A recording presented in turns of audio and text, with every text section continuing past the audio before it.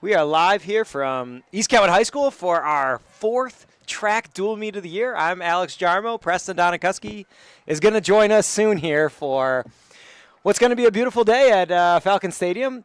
Probably the most temperate and windless day of the year for us. A very, very calm day. We have some new camera angles for you and some new fun things for this great dual meet against the Grand Haven Bulldogs.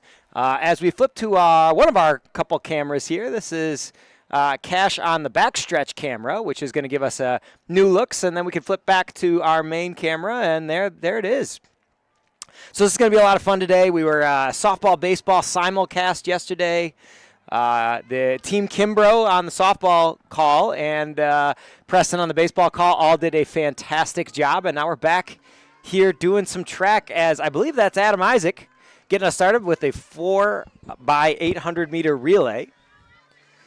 And Falcons out to an early lead as we're moving through the beginning race of what's going to prove to be probably a pretty long day, but a beautiful day. We'll probably get some blankets on as we move through the afternoon, but for the most part, it's a little overcast, great temperature, no wind, and just a great day to come out and watch some track. So if you're in the neighborhood and you're going to come out, grab a Falcon burger, or just hang out, we're here probably most of the night till 8:30. The crew's here ready to go.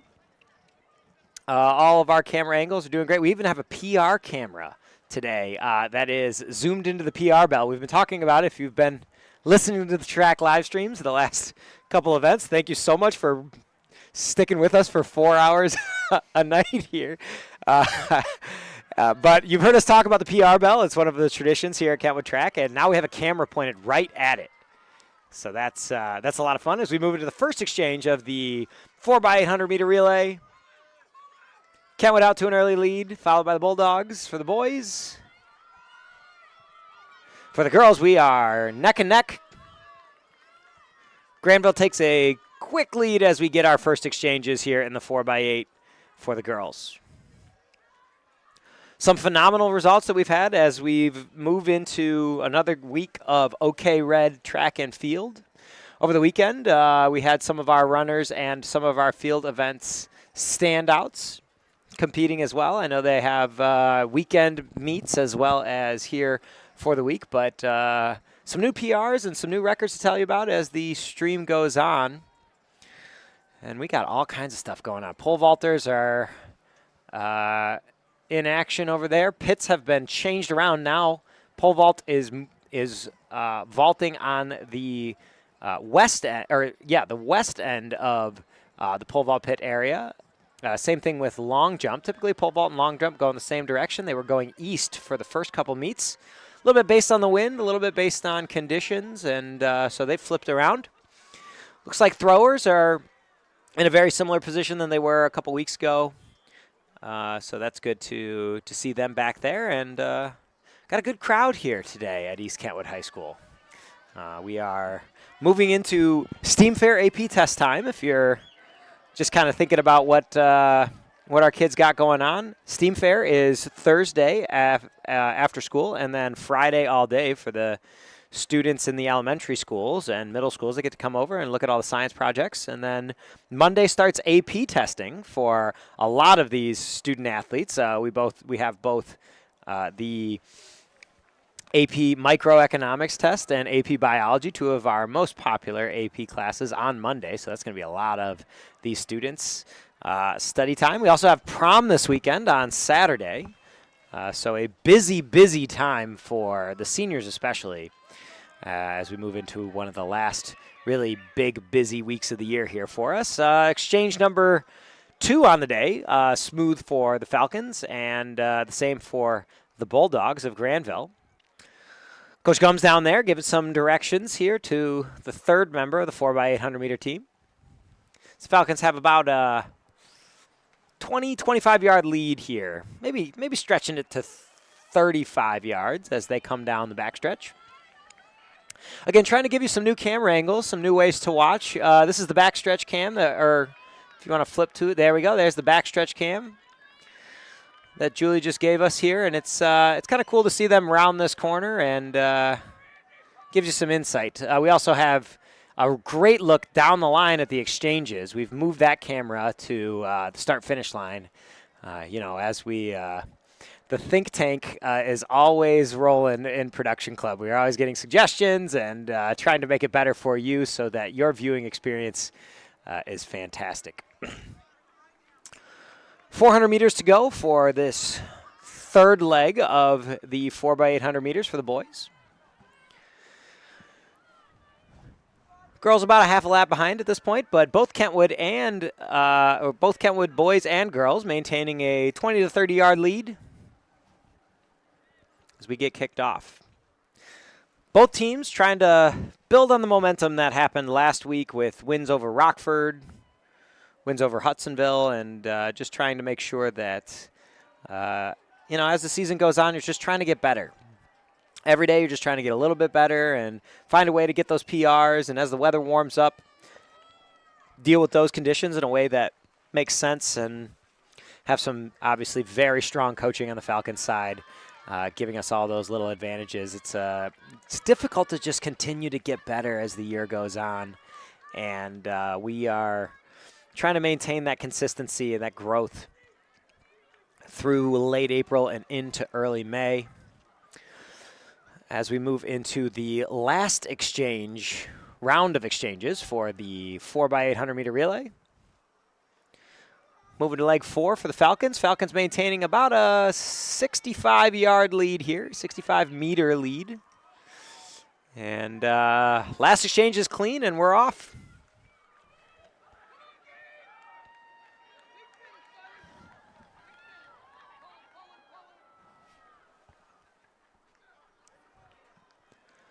Exchange good for the Grandville Bulldogs as well, and we will keep an eye on it.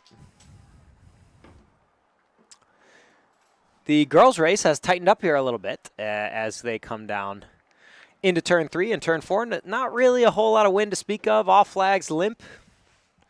Not like last weekend when we were running against the Rockford Rams. That was a completely different story. So conditions should be good. I don't know if it's quite a PR Wednesday like last week. I don't know if we're ready to dub it that. Maybe we'll need a little time to let that happen. As the girls maintain about a 10-yard lead here, pushing it to the finish. And there's the last exchange for both teams on the girls' side. Girls have 800 meters to go. Boys about 400 meters to go. Coach Gums moved his way to the track now as he's, again, trying to finalize the orders here, get everything organized for this last lap for the Falcons. Both teams in the lead. Yeah, just a great time. Great time to be around a high school. It's right up there with the beginning of the fall and the pageantry of homecoming and the fun things that you get from things like the homecoming dance and the festival and football, powder puff, all those things. Right about now when you get prom and you get graduation anticipation start to go. Some people call it senioritis. But it's an exciting time of year and a very busy time of year. If you have a high schooler in your life, just understand they're extremely busy right now, most likely with final projects, final AP exams. Obviously, we have a lot of participation in spring sports. And all those things keep the young men and women here on the track team and everywhere else very busy around this time as Kentwood finalizes the 4x800 meter relay. Fantastic work. And Grandville Bulldogs going to finish up as well. Looks like their time is going to be around. Let's keep it on the finish line cam. 9:37 is going to be the time-ish for Grandville.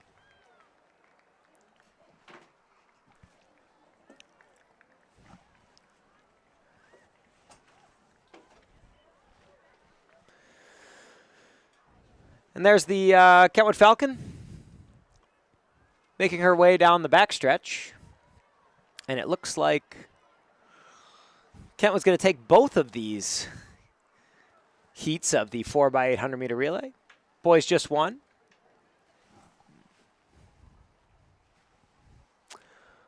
Looks like we don't have results for the boys yet. That's okay. We'll get the girls' results.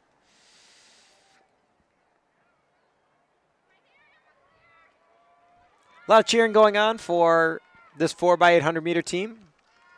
A very festive environment here. We're playing music, and just during warm-ups, it was high energy today. So hoping that means some good times and some good performance, because the team seems to be in good spirits right now.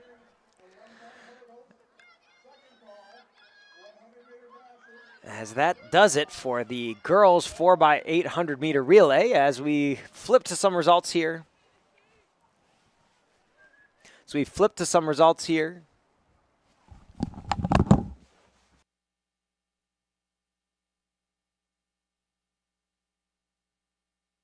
And it looks like the girls win by about 10 seconds there in the 4x800 meter relay team. As we set up the hurdles for the 100 meter hurdles for the girls,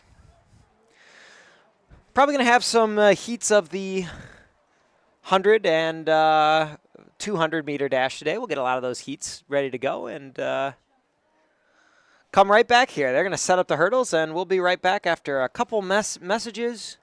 And we'll get everything set up from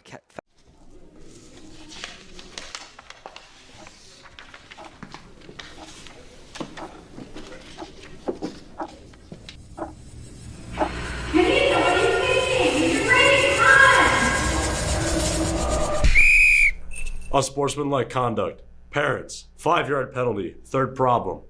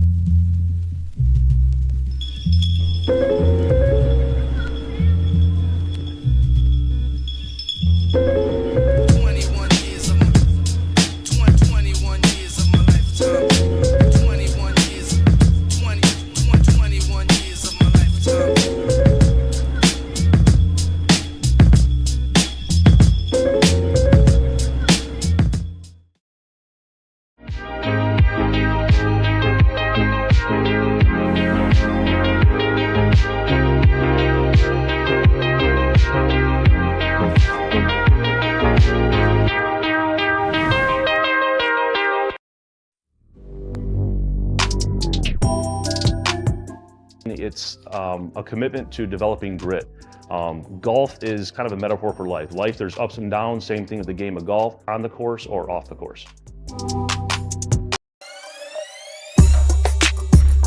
To be a Falcon track athlete means to always put forth your best effort in and out of season and never backing down to competition, no matter the opponent. We are the standard bearer for greatness, and we want you. Okay, we're back here from Falcon Stadium as we move into the first of 3 heats of the girls' 100-meter hurdles. Looks like we're getting ready to get started here. Atiek Anyang in lane 1 for the Falcons. Journey Cottle in lane 3. Alana Bracey in lane 5. And Taryn Jones in lane 7 for the Falcons. It looks like the PR to watch here in this particular race is Alana Bracey with a 14.71. The best PR in this group. Let's see how she can do. A lot of runners and athletes today. Grandville, big school, brings a lot of student athletes, and obviously East Kentwood's boys and girls teams with a lot of athletes. So it's fun to get to watch a lot of different people here today. As we get started, no sun to speak of either, so that makes it easier on the camera crew. A little less work adjusting to different brightness levels as the night goes on. Might have to flip the stadium lights on here in a little bit, though. It is a little bit dark and overcast today, but a very comfortable day.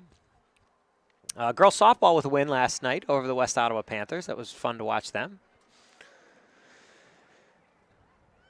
Fun to watch them get a victory. Josie Manning with a home run. First home run of the year. We got to play the graphics and the home run song and all the stuff. That was very cool. So that was a lot of fun to watch as we get started with this first heat of the 100-meter hurdles. Bracy lane 5 with an early lead. Kyle right behind her.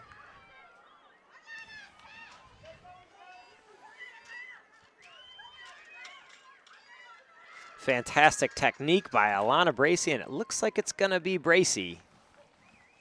As we go to the results, Bracy in first with a time of 15.77. Cottle second, 16.31. And then Taryn Jones with a season best, 16.71s. The Kentwood Falcons go 1, 2, 3 in the first heat of the 100-meter hurdles.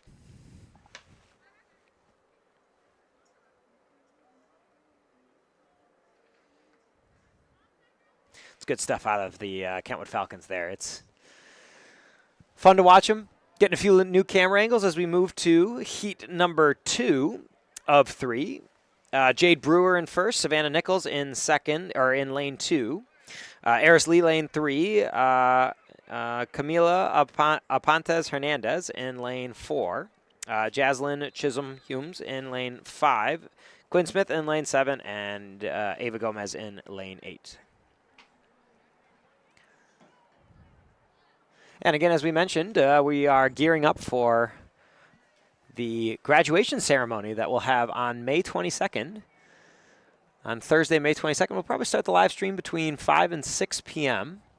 And that'll be all live here for you on the Falcon News Network live stream. You can also go back and watch previous broadcasts if you just click on live. You can scroll through. All of our thumbnails look exactly the same, so you have to read the captions, but you can go back and watch any of those old live streams if you want to. As it looks like this is Savannah and Eris neck and neck here with a couple yards to go, and they both push to the finish. Fantastic work by those two. Looks like Eris is going to come in with an 18.24. Savannah Nichols, 18.29. Jaslyn Chisholm Holmes, 18.60. Camila Aponte Hernandez, 19.25. A PR for Jade Brewer. Phenomenal work by all. In a difficult race. Always hard to get over all those hurdles. Not the easiest thing ever. So, yeah, we will have the graduation ceremony. Starting on Thursday, probably between 5 and 6 o'clock is when we will start the actual stream. We'll have the traditional speech by the principal, by students, by one member of the faculty, and obviously the tossing of the hats. I don't know how many people actually throw their hat in the air anymore. Oh, as we go to our first PR cam, flip to PR cam. There it is. There's our PR cam. You'll see it right away. And that's fantastic stuff. I love it. As you can probably hear the bell from here. I believe that's a thrower. That's Chris Lovelady right there. We can go back to it at some point whenever we want. So I think we got a PR from a couple of our throwers down there. That's really cool. Heat number 3 just wrapping up for the 100-meter hurdles. Looked like Evan Torres got that one with a PR, 20.86. Shout out, first hour AP Econ. Just took their last test of the year. Don't call it a final exam because they have the AP test still, and the final exam isn't until after the AP test. But they took their last big test of the year yesterday, went over it today, so they've been doing a lot academically on top of all the wonderful things that they do here on the track. As we adjust all of the hurdles, we're going to get the hurdle crew to adjust the hurdles, take a quick break, and be right back here from Falcon Stadium. Thank you so much for joining us. We will see you back soon.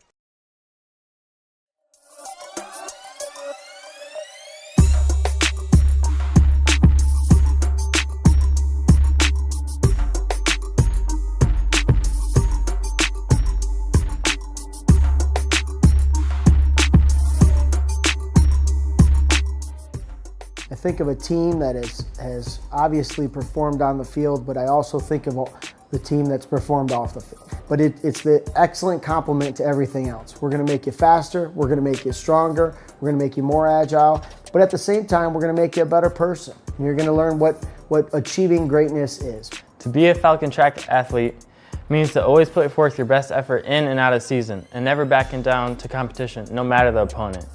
East Kentwood Track and Field has a tradition that's completely unmatched. It doesn't matter what sport, it doesn't matter what school you're talking about. We are the standard bearer for greatness, and we want you to be a member of that team.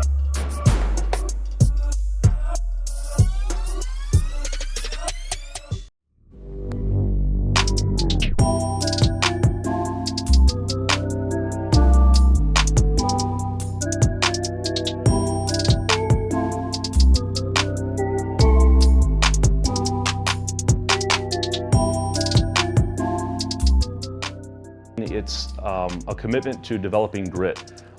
Golf is kind of a metaphor for life. There's ups and downs, same thing with the game of golf. So a Falcon golfer is one that is resilient, and they're committed to developing grit to tackle any obstacle that they face on the course or off the course.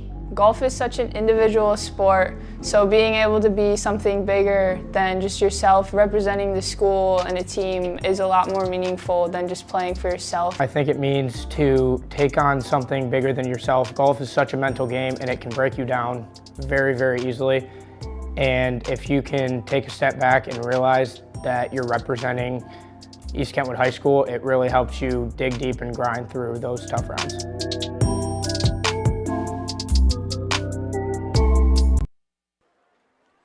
All right, we're back here at Falcon Stadium for another round of the boys 110-meter hurdles. Have a fantastic set of runners here for you today. Tamatucci Kakosi, lane 1. PR is a 15.90. Shakuru Makechi in lane 3, 15.07. I believe that happened last week for Shakuru. Gene Shema, PR 15.95. And Kenneth Harris, PR 15.97. Kenneth Harris, just a freshman. Gene and Tamatucci, both seniors. And Shakuru, a sophomore. Again, Falcons in lane 1, 3, and 5 here. On a great afternoon for just about anything, from throwing to distance to sprint events. Sometimes you get a hot day and the sprinters are happy and the distance runners are not as happy. Sometimes you get a really cold day and that reverses, and obviously that would affect the field events as well. Today's just kind of an in-between. Everything's set up and ready for us to track meet number 4, definitely easier than track meet number 1. Easier to get set up. Everybody knows where to go and what to do as we get set into the blocks for the first heat of the boys 110-meter hurdles. Shakuru early lead, but Kenneth Harris in lane 7 with a fantastic run so far. Very smooth. Gene doing a great job as well, and it's going to be 1, 2, 3 for Shakuru, Kenneth, and Gene. Let's take a look at those results. Shakuru with a 15.33. Kenneth Harris with a PR 15.56, and Gene with a 16.08. So there's our first PR of the day from the first heat of each event. Kenneth Harris, a freshman, cuts off about almost a half a second, which is it's a lot for the 110-meter hurdles. It's a great run for him. So we'll probably see him down at the PR belt at some point.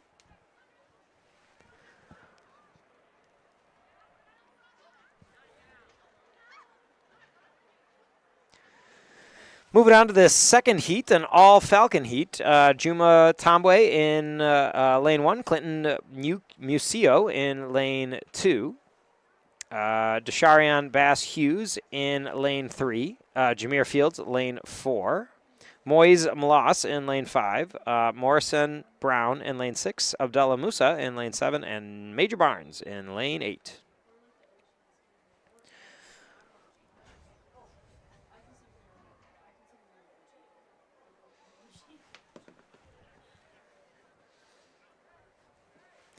Getting ready to roll here. Hurdles takes just a little bit longer. Sometimes you got to adjust them, make sure everything's all lined up. Experimenting with camera angles so far. Looking at the crew over here in the booth, it seems like everything's going decent. We got good camera angles. This is the one event that our backstretch camera, or this one in the 100-meter dash, not as much going on the back end of the track. But on the front end, we got 110-meter hurdles ready to rock here. Major Barnes out to an early lead in lane 8. In lane 8. In second is Abdel Musa right now, and then Morrison Brown in third right now. Major Barnes with a good run there. Let's see if it's PR. It is a PR for Major Barnes, 16.19. Abdullah with a 16.57, and then Morrison with a 17.01, also a PR. Let's go to the PR bell. PR bell. There it is. Let's go live. Let's go live. Let's go live. There we go. There it is. And there's our PR camera and our PR bell. I believe that is Chris Lovelady with a PR on the throws. So good for him today. We'll check those results and make sure that we get them to you. And make sure that we don't miss any of those PRs today. As we move away from the hurdles, hurdles are going to get removed, and we're going to go to a break, and we'll come back in just one moment here from Falcon Stadium.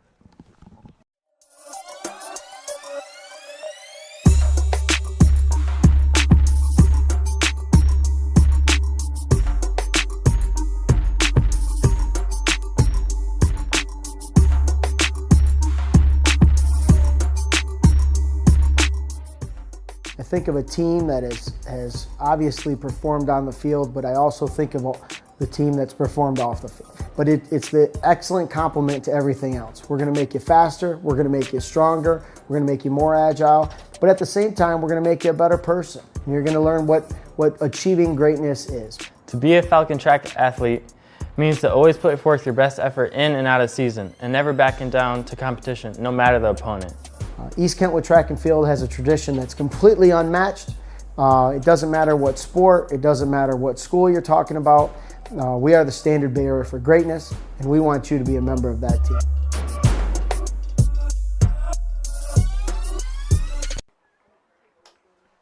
All right, we're back here at Falcon Stadium.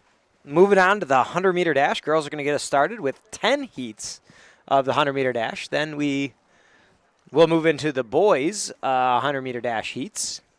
In Heat 1, Maylee Guerrero in Lane 2 for the Falcons. Alana Bailey, Lane 4. Amani Armstrong, Lane 6. And Kylie Walker in Lane 8. Kylie, a freshman.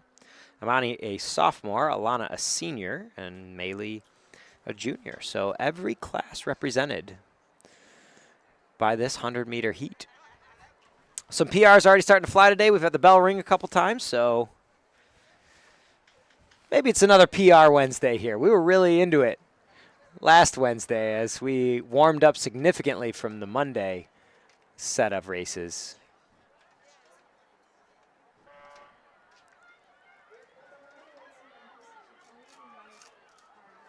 And here we go down the front stretch. It looks like it is Alana and Imani.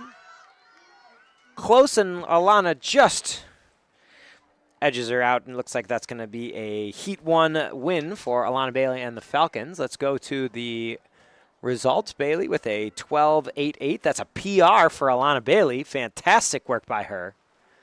It's a great race. Imani Armstrong with a season best, 13.02. And then Makai Williams from Grandville in third with a 13.06. Kylie Walker, a PR in fourth with a 13.08. So a very competitive first round of the 100-meter dash for the East Kentwood Falcons. Great job going 1 and 2 in that race. So we move on to heat number 2 of the 100-meter dash.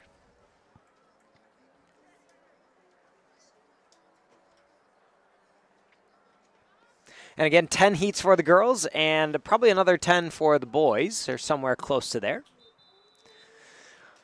Seeing some of the throwers, getting some action in over there. We'll get you some results from the field events here coming up in just a little bit. We probably have some early results from the preliminary long jump and the preliminary pole vault shot put, discus, and maybe even the high jump. I haven't seen a whole lot of high jumpers going yet.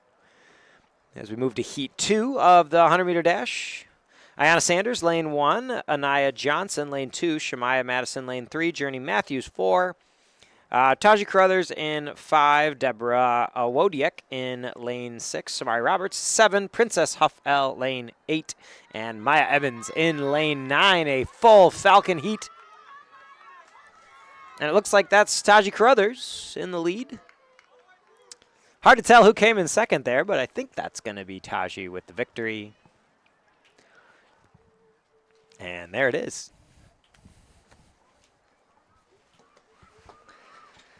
And that's Taji with another PR as we move on to PR Wednesday. We are getting a guest, well, not a guest, another appearance from Joe Marsiglia, who's been working this track meet, but now he's up here helping us with the call. How we doing today? Oh, doing great. You know, Yeah. it's another, you made a comment about PR Wednesday. I walked out of the building, was like, it's perfect weather right now. Here the we go. wind's not too hard.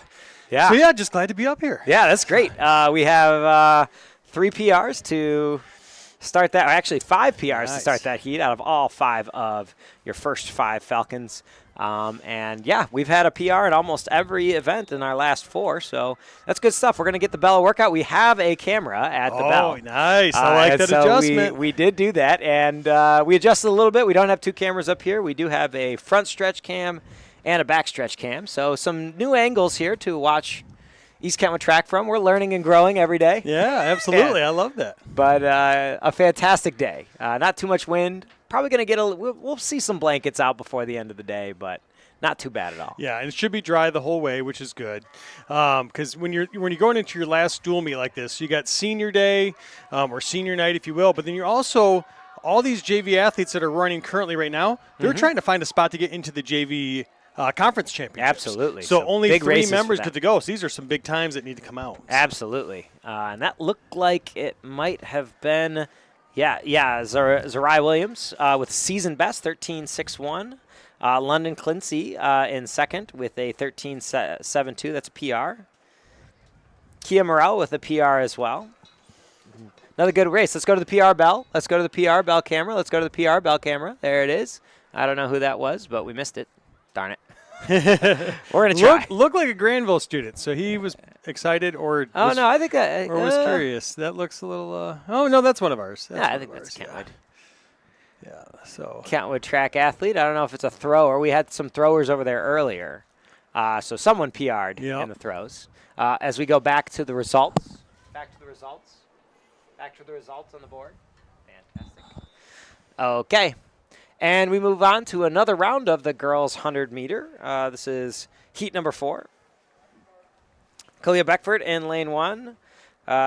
Is Sella Tohi in lane 2. Maylee Guerrero, 3. Ashanti Yarborough, our very own Ashanti Yarborough, a member of Production Club. Sammy Gurung in lane 6. Angelique Pascal in lane 7. And Peyton Smith, lane 9 for the Falcons. See if we can get a PR out of Ashanti here. Another good race. good start. Looks like she's in the lead right now. It's going to be her and lane 9 from Grandville. Close finish there from the Falcons. And that is Maylee Guerrero. A fantastic race by her to find a She way. came through at the end. Absolutely. PR 14.30. And Ashanti Yarborough in second with a PR as well. All right, Ashanti. Nice. 2 PRs back-to-back. For Great Ashanti. job. That is great stuff. Michelle Miller. It was a tight race. I mean, they Wow, that came was- down.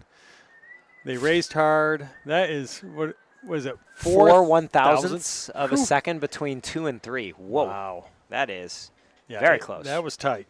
Yeah, absolutely. And then, like you said, just PRs. It's exciting. PRs all over the Exciting to place. see. Shot put still in full force. If you are just tuned in too from last week, long jump and pole vault have switched the areas that they're going. Again, that's based on the wind.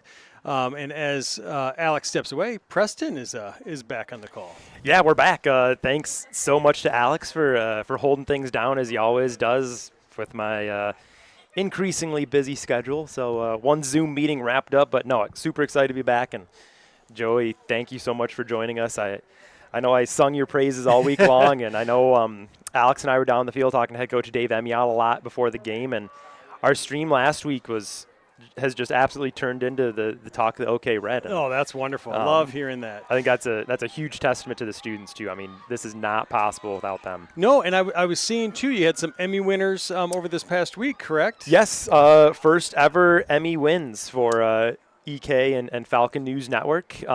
Nua Hussein, shout out to her. She won for a documentary. Owen Renwick, who's on one of our main cameras today, he also won for a story he did. But for us specifically in the sports world and for Production Club, we won an Emmy for some of our live stream basketball coverage. Oh, that's awesome. Deion Doris and Sincere Hobson Washington, who are over there throwing right now, actually, brought home the Emmys in their category. So the 4 of them actually go on to the National Student Production Awards, or the National Student Emmy Awards this fall, competing against the winners from the West Coast, down south, things like that. So, no, really, really, really exciting stuff, and I'm absolutely positive we're going to keep on winning.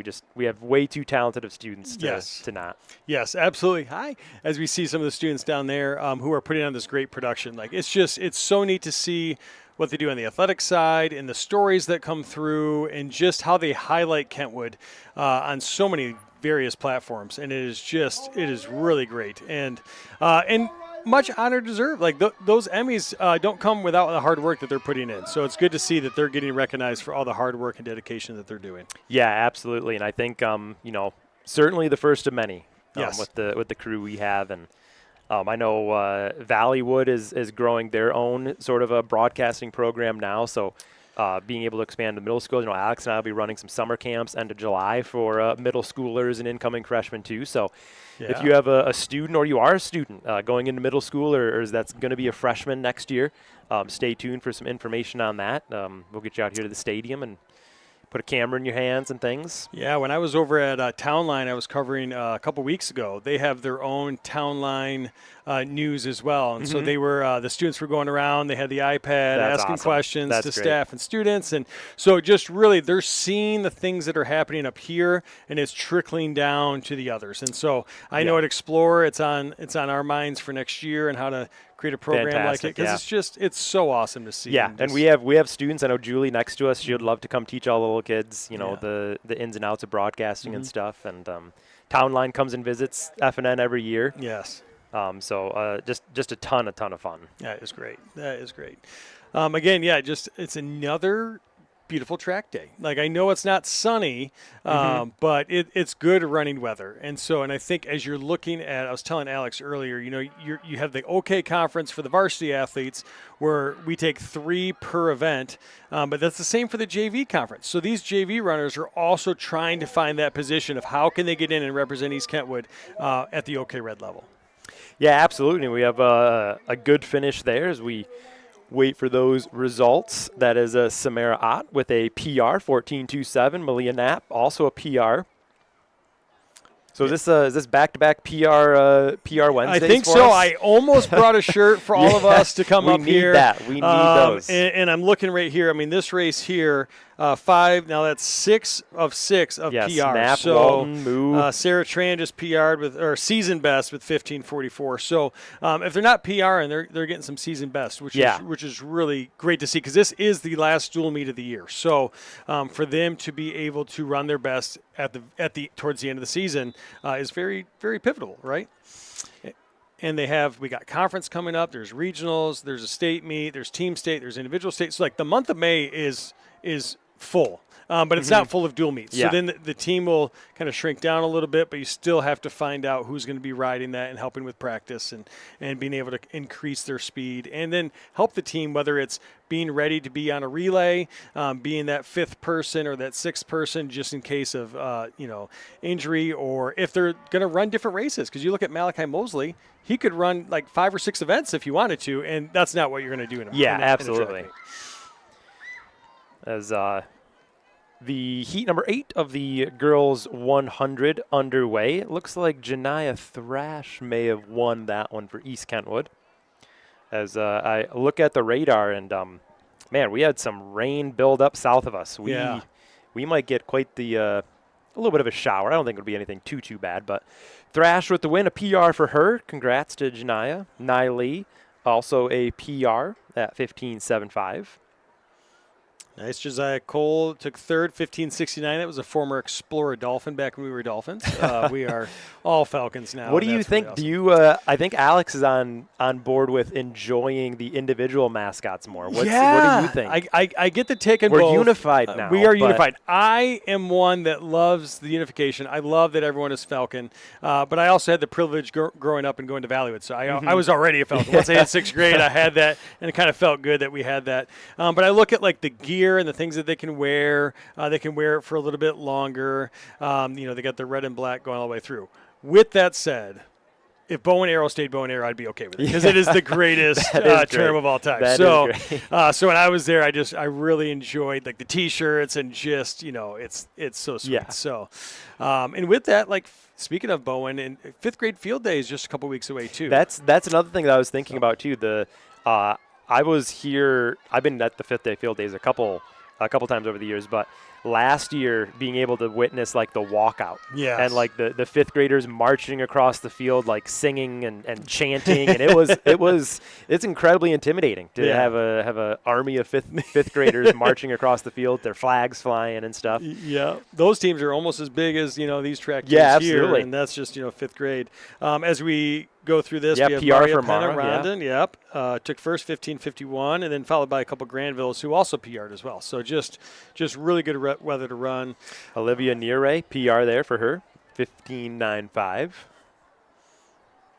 And we're currently, looks like we're going into our last heat of the women's before we go into the men's varsity. So, looking forward to seeing what's going to come out there with some times. Both men and women have swept these dual meets in the last 3 or 4 in a row. So, they're on a good streak right now, and I expect the same here, just continuing to build that success with the times that they have. So. Yeah, girls high jump, Abak Lual leading that one for EK at 4:10. She cleared that on her first try. Brooklyn Zielstra. Yeah, Abby Terry just cleared 4:10 on her third and final attempt as well. Brooklyn Zielstra leading girls pole vault. She cleared 11 on her second jump. Reese Emiot cleared 13:06. Did not clear 14, though. He just finished up his third jump there. Girls long jump, Maylee Guerrero in the lead, 16:02 for her. Lorenzo Reynolds leading boys long jump. Girls shot put, Nevaeh Eubanks in the lead there. Omari Williams, a PR at boys discus, 133.07 for the senior to take the lead there too. So as the girls' 10th heat wraps up. Looks like won by a Grandville student on that one. PR for her. Atong Nai, a season best, 16.94. Lucia Del Pozo, 17.17, and Angela Martinez Gonzalez for East Kentwood took fourth with a PR, just a sophomore at 17.22. So, again, you're starting to see some of those younger students getting the opportunity. That's what makes track so special is that everyone gets to race. Basically, they all get to race 3 races, right? So to be able to give them the opportunity to continue to see every year, build on it. And like I said, if you're not listening to this with the athletic net open, I encourage you because it's live results. Yeah, it's fantastic. And it stays with these students forever. You can go back and look at 5th grade field day results for some of these kids, and it's really cool. Yep, everything changes over live for you. As we look at the entries here, so Javon Alexander, the one to watch here in the boys 100, coming in with a season best and PR of 11.12. We'll see what he can do here in this one as the boys are getting lined up. Yeah, and he's got in lane 4 from Grandville, you have Jaden Terry, who is a really, really good football star. Yeah. And so this would be a really good race between these two guys to see who prevails here. The Grandville running back coming in with a PR of 10.99. Absolutely blazing fast. And this could be a preview of the state 100 meter. Yeah, absolutely. Absolutely, yeah. Both these guys have the opportunity to be there on that big stage, which will be here May 31st, right? Yep, absolutely. So that's lane 4 is Jaden Terry for Grandville, the junior, and lane 5, the junior Javon Alexander for East Kentwood. And how cool is that? Both juniors, so next year they get to come back too and battle it out, seniors in the OK Red. As the runners take their marks.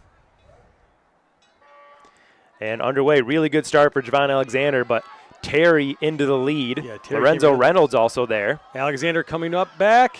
Both Reynolds and Alexander, and it's going to be Reynolds. What a run for Lorenzo Reynolds, the sophomore, pulling the upset off. I'm curious about that time. He was flying. And that's going to be 11-3-0, a PR for Lorenzo Reynolds.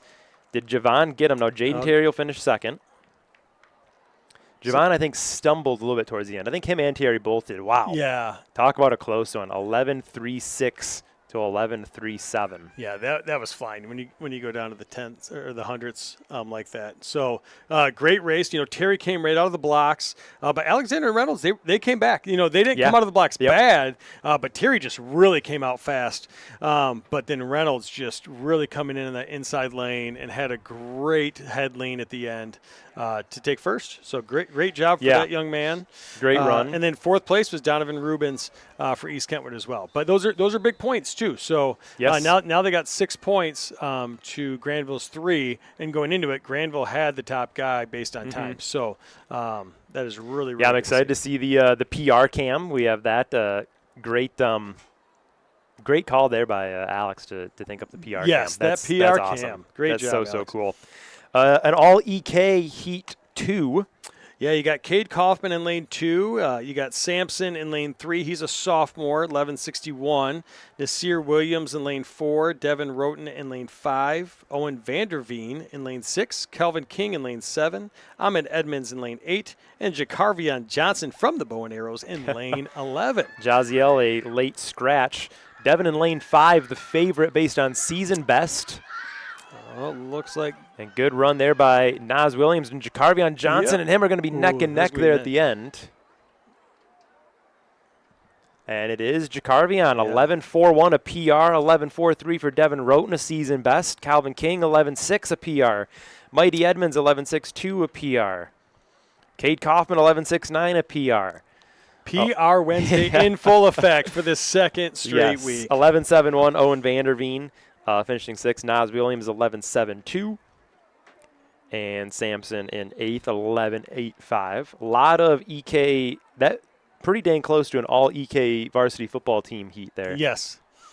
And I think sometimes they do that too because it helps push each other. Like if they got, I know we have a lot of basketball players, track. And I know Coach Emiott and Coach Stevenson, they're both in the same camp of they want you to do as many sports as possible. They want you to be active, right? So, and then if you're in the other sports, you want them to run track. Like it only is going to help them improve. And so then if you can kind of create some of that like little rivalries in there, as we see Reese Emiott right there starting to come out of the blocks and warm up after his pole vaulting. So now he's going to be doing some 100 racing as well. That was a good conversation we had with Falcons offensive coordinator Shane Lockenary. He joined us on our opening broadcast, and I kind of asked him about the thought process behind, especially as EK. We have a lot of Division I athletes, especially on football, not just football, but volleyball and things like that. Alana Bailey. Just the thought process between should you be a single sport athlete? Are you concerned about that as a coach? And he said the same thing you did, like, hey, the more the merrier at this level. Yeah, absolutely. There's absolutely nothing that you're doing in track that's going to hurt you on a football field. There's Reese Emiott showing off the speed, and I think Reese is going to win. Yeah, that was a really good race. He came out of the blocks. It looked like a little on the stumbly side, but, man, did he gain it. And then he had 11.63. Woo! Yeah, he was Reese flying. Emiott. PR for him, 11.622 officially. Austin Nelson third, 11.84. Yeah, he should feel really good about that time. That was really good. And knowing that he can come out of the blocks a little bit better. Yeah. Michael Swan with 11.85. Yeah, no, I think, you look at how many kids leave high school and go play college and how many students go to college and then end up being in a professional sport. And that number, that percentage is so small. So enjoy the time while you're here and get the opportunity. Plus, we have some of the best facilities in the state and arguably in the nation, right? Like we just really have, this is an amazing track and field and a football complex. Our field house in there is awesome. It's huge, plenty of space. Pat Patterson looks amazing. Like if you're playing soccer or lacrosse over there, like that field, if you don't remember Pat Patterson back in the 90s and 2000s, they had a huge hump in the middle. That thing's now nice and flat. And so just some really good things. And that's a kudos to all of our Brett Baker and the facilities crew that help And keep these things going. Pat is going to, at least the backdrop's going to look a little different next year and the year after. The Kentwood Community Center, I believe it's $30 million being built right next door to Pat Patterson. Yeah. So really is going to be kind of an athletic hub over there. I certainly know that that's probably our next project as far as live streams go next year. Oh, yeah, absolutely. So that's we're a space awaiting that has so many activities that, sometimes people forget that they're just as busy there as we are here. Yeah, absolutely. I believe Chris Thompson pulled that one off for EK. Sure He does did. 12:03 PR for the sophomore. Kenyon Battle, 12:17 Explorer grad. He took third. Looks like they had Brendan from Grandville be at a 12:10. So they must, as they're putting putting those in. If you haven't seen it live, it's pretty wild. They're looking at this screen and typing and then tapping the names, and as it's going through, that's how you're seeing those live results. So it's like looking at a photo and placing the names on there. So it's really neat. Yeah, and for Justin Michalowski, Ashley Bartley, Falcon Timing, I believe, is the official name of their timing group. It is not an easy job. That is, we certainly have our fair amount of stress up here, but I couldn't imagine being the difference maker on is that a state qualifying 100-meter dash or some things like that. And they deal with the elements a lot more than us. I know yesterday they couldn't even put their tent up because it was windy. They had to duct tape their monitor to the table to get it to stand. Tomorrow it's 99% chance of rain all day, and hey, they may be working in that too. Yep, absolutely. The middle school track meet. So. And Falcon Timing also does our 5th grade field days. And so when you're doing 5th grade field day, you're getting exactly what the varsity athletes are getting as we're seeing this race here with some really good runners. Look like it's going to be a battle, but looks like lane 2 from Grandville. It's that Benjamin Dilworth. He had a really good run there. Yeah, PR for him, 11.73 for the Grandville senior. Zeke Farrell for EK, 11.91, a PR for the freshman. Benedict Conda, 11.95, PR for the junior. Owamu Jayola, 12.01, PR. Aiden Belton, PR. Let's see as we wait for those last couple results to populate. There's a Q going in at number 5. PR for him, PR for Aiden Belton. Jala Logan also got a PR. They kind of snuck him in there as well. Yeah, so PRs for the top 7 in the 5th of 14 heats in the boys 100-meter dash.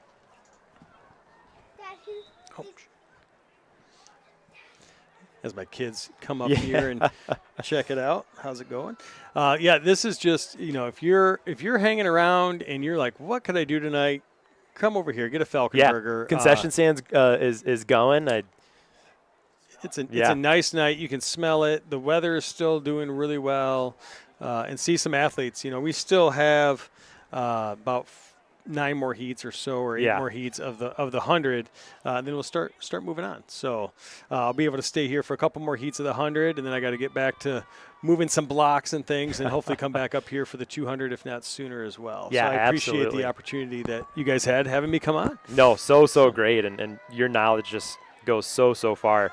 Andres Tran, great run for him in that lane 9. He is running really well. That was a great race, start to finish for him. And Tran, a PR, 11.89. Wow. PR for Grandville's Curtis Stevenson in 2nd. Tyron Harris Jr., PR for EK.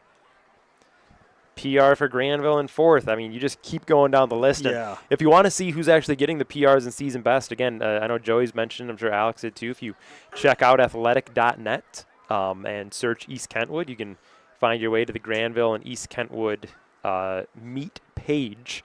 You have everything from the live clock, so you know exactly when the heat starts. It populates as they finish. It switches over to the next heat automatically. It's a absolutely tremendous program.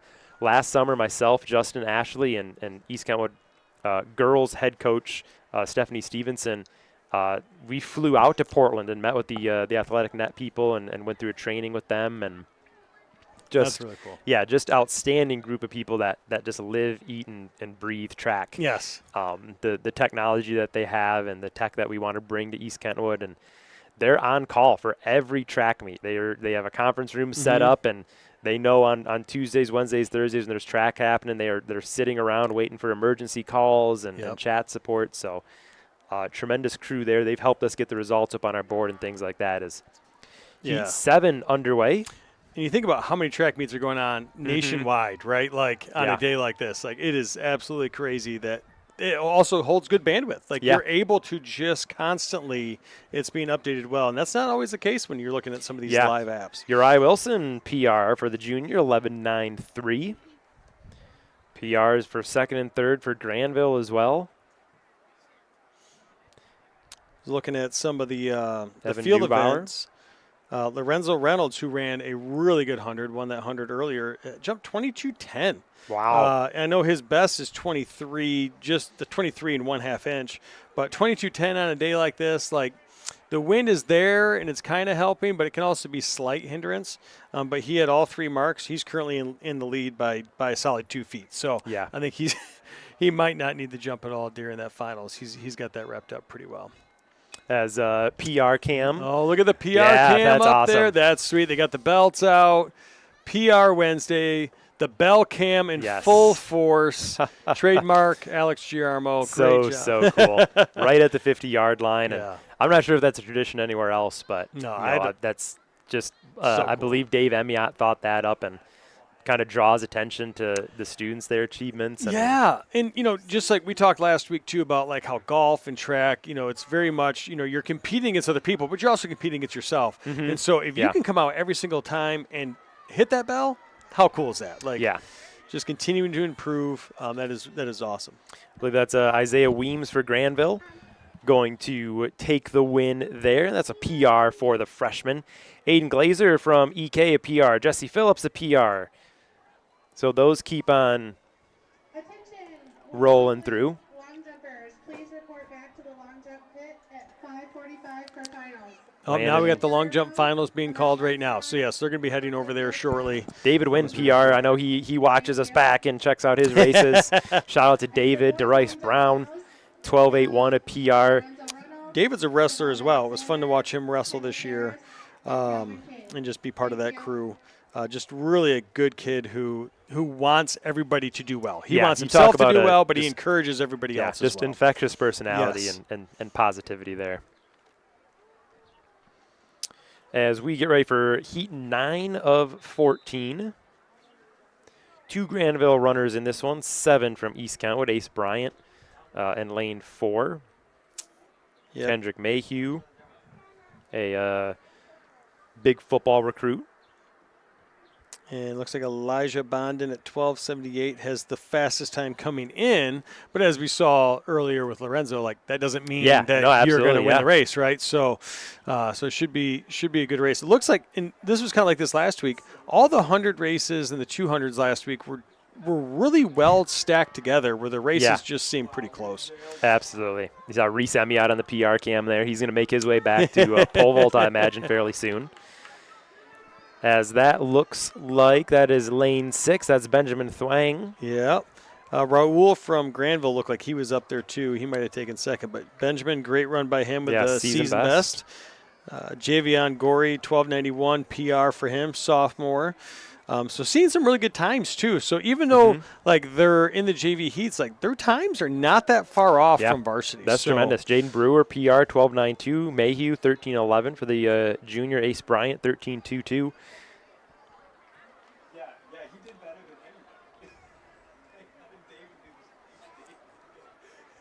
Yeah, they're running some pretty good ones as they're Yeah. getting ready for the 10th here. High jump is all closed up, so that looks like that's all wrapped up. They're putting the tarps on. Yeah, looks like a Bakluwal for EK is going to be the winner for the girls' high jump. She cleared 5 feet on her first try. Oh, wow. Yeah. That's great. She did, what, 5.3, I think? 5.3, 5.3 and a I half believe last so, week. yep. And that was a big PR for her. I know they were jumping up and going crazy, Yeah, which is yeah. so awesome. Brooklyn Zielstra leading girls pole vault. She cleared 11 on her second jump. Reese Emiot still leading boys pole vault. They'll probably do finals here shortly yeah. once those girls wrap up. Bring them both over here together. Yeah, Maylee Guerrero in girls long jump, boys long jump. Lorenzo Reynolds, you mentioned. Girls shot put, Nevaeh Eubanks continuing to lead there. Omari Williams in his PR and boys discus, 133.07. Great throw there for Omari. Had him in class last semester during football season. Just another kid that that just wants EK to do well. And, really, really good positivity and energy from him. Yeah, he was around some of those really long wrestling meets, but he was there like from start to finish, just helping out, encouraging others, just getting after it as well himself. So, definitely one of those infectious kids who just really bring the light out. As Heat 10 underway, close one here. Yeah, looking like Thales Thales? Mazandra, Yeah. going to take the win in lane 8. Really good arm movement, and just the way he got his knees up on there. So 12.52 PR for him, PR for Jaden Ward in 3rd, PR for Abel in 4th. Waiting for a couple more to come through. Yeah, but 1 through 5, all PRs. Congrats to all of them. And again, as the season goes on, you mentioned it last week too, just getting a little more stretched out. Yep. As again, PR Cam.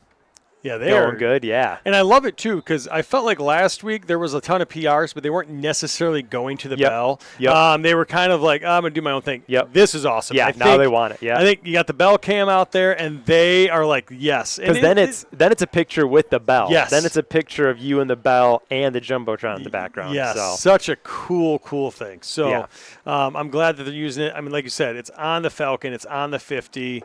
It's their moment to be able to shine and show off to their parents, families, and friends. Absolutely. So, all right. Well, I better make my way back down there for now. Yeah, thank you so much. We will absolutely keep your seat and your headset warm for you because, like I said, your knowledge just absolutely puts us over the top, and thank you so much. Well, none of this can be done without all of you guys and the students. I mean, you guys put on a great production. I know there's people currently who are not in the Grand Rapids area watching live because they can't make it here, and it's because of all of you. So keep doing what you're doing.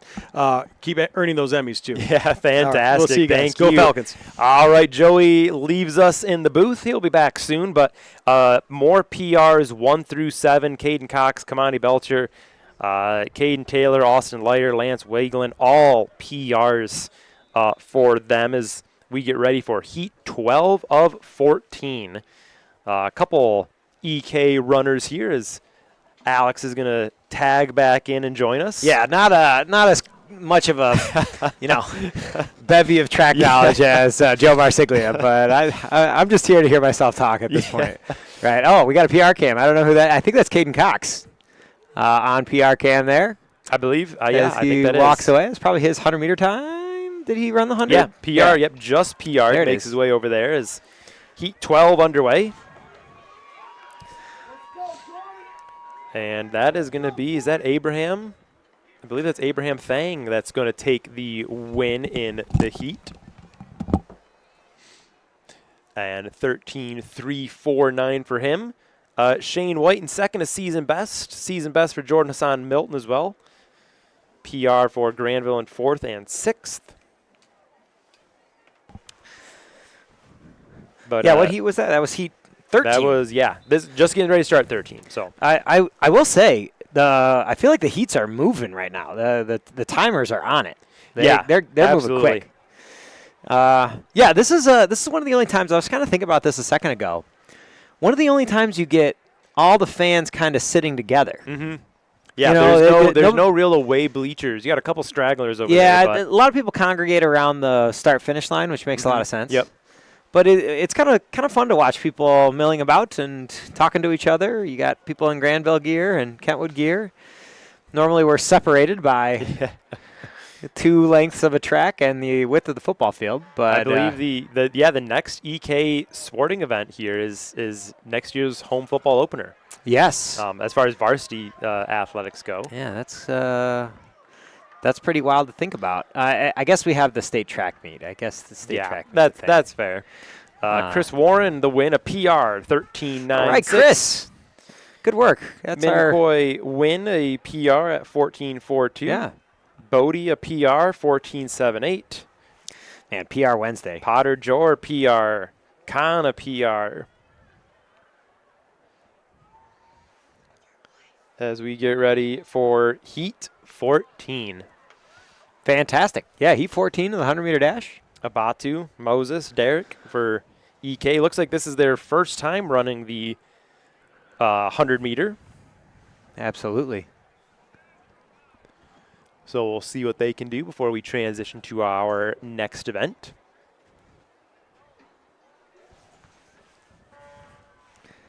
And underway. Last heat of the 100 meter here. Really good start for Abatu. Abatu Stempel, our punter slash discus thrower, also in my first hour. A great, great student athlete. Big win, and that'll be a PR for him. His first ever run of the 100 meter, 12:10. Extremely impressive. Moses. Nice work, Abatu. Also a PR, I believe that's his first time running, 13:26 for him. Fantastic. Yeah, I think maybe take a quick break here coming out of the 100 meter, and we'll be let right him back. transition.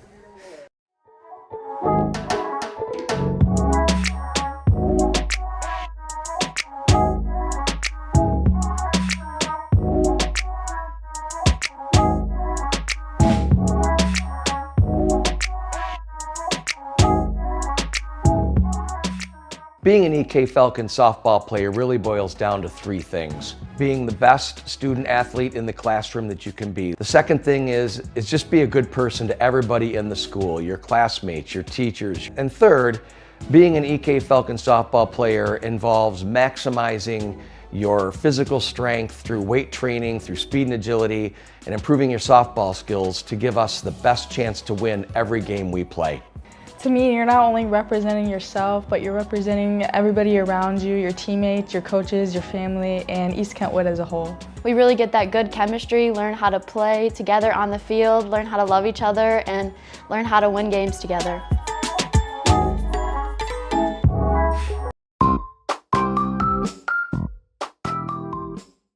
Ed Rising is a class for juniors and seniors to get prepared for the world of teaching. One of my favorite things about teaching Ed Rising is getting to show students and share with students all of the highlights of my day and why teaching it can be really fun and really rewarding. I knew that I liked interacting with kids and like with children, like just helping them, but like I didn't know I liked it that much. I stayed like an hour longer just like to help with that second grade teacher, like to teach her class and do extra things, and I never knew I'd want to do that. My experience in Ed Rising has been very eye-opening. There's like a lot of opportunities. We got to take college visits, so you can already get ahead on what colleges you want to go to, and the credits go towards your transcript. So I mean, you already took a bunch of classes already. You got six college credits. If you're looking to get involved in Ed Rising, make sure that you click this QR code and tell your counselor.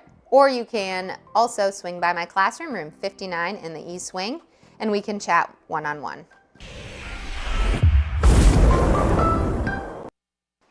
And back at Falcon Stadium, Jasmine Ramahi joining us now in the broadcast booth. You just saw her on the Ed Rising commercial too. Ed Rising, TFA, you just helped out pole vault. You're a middle school track and field coach too.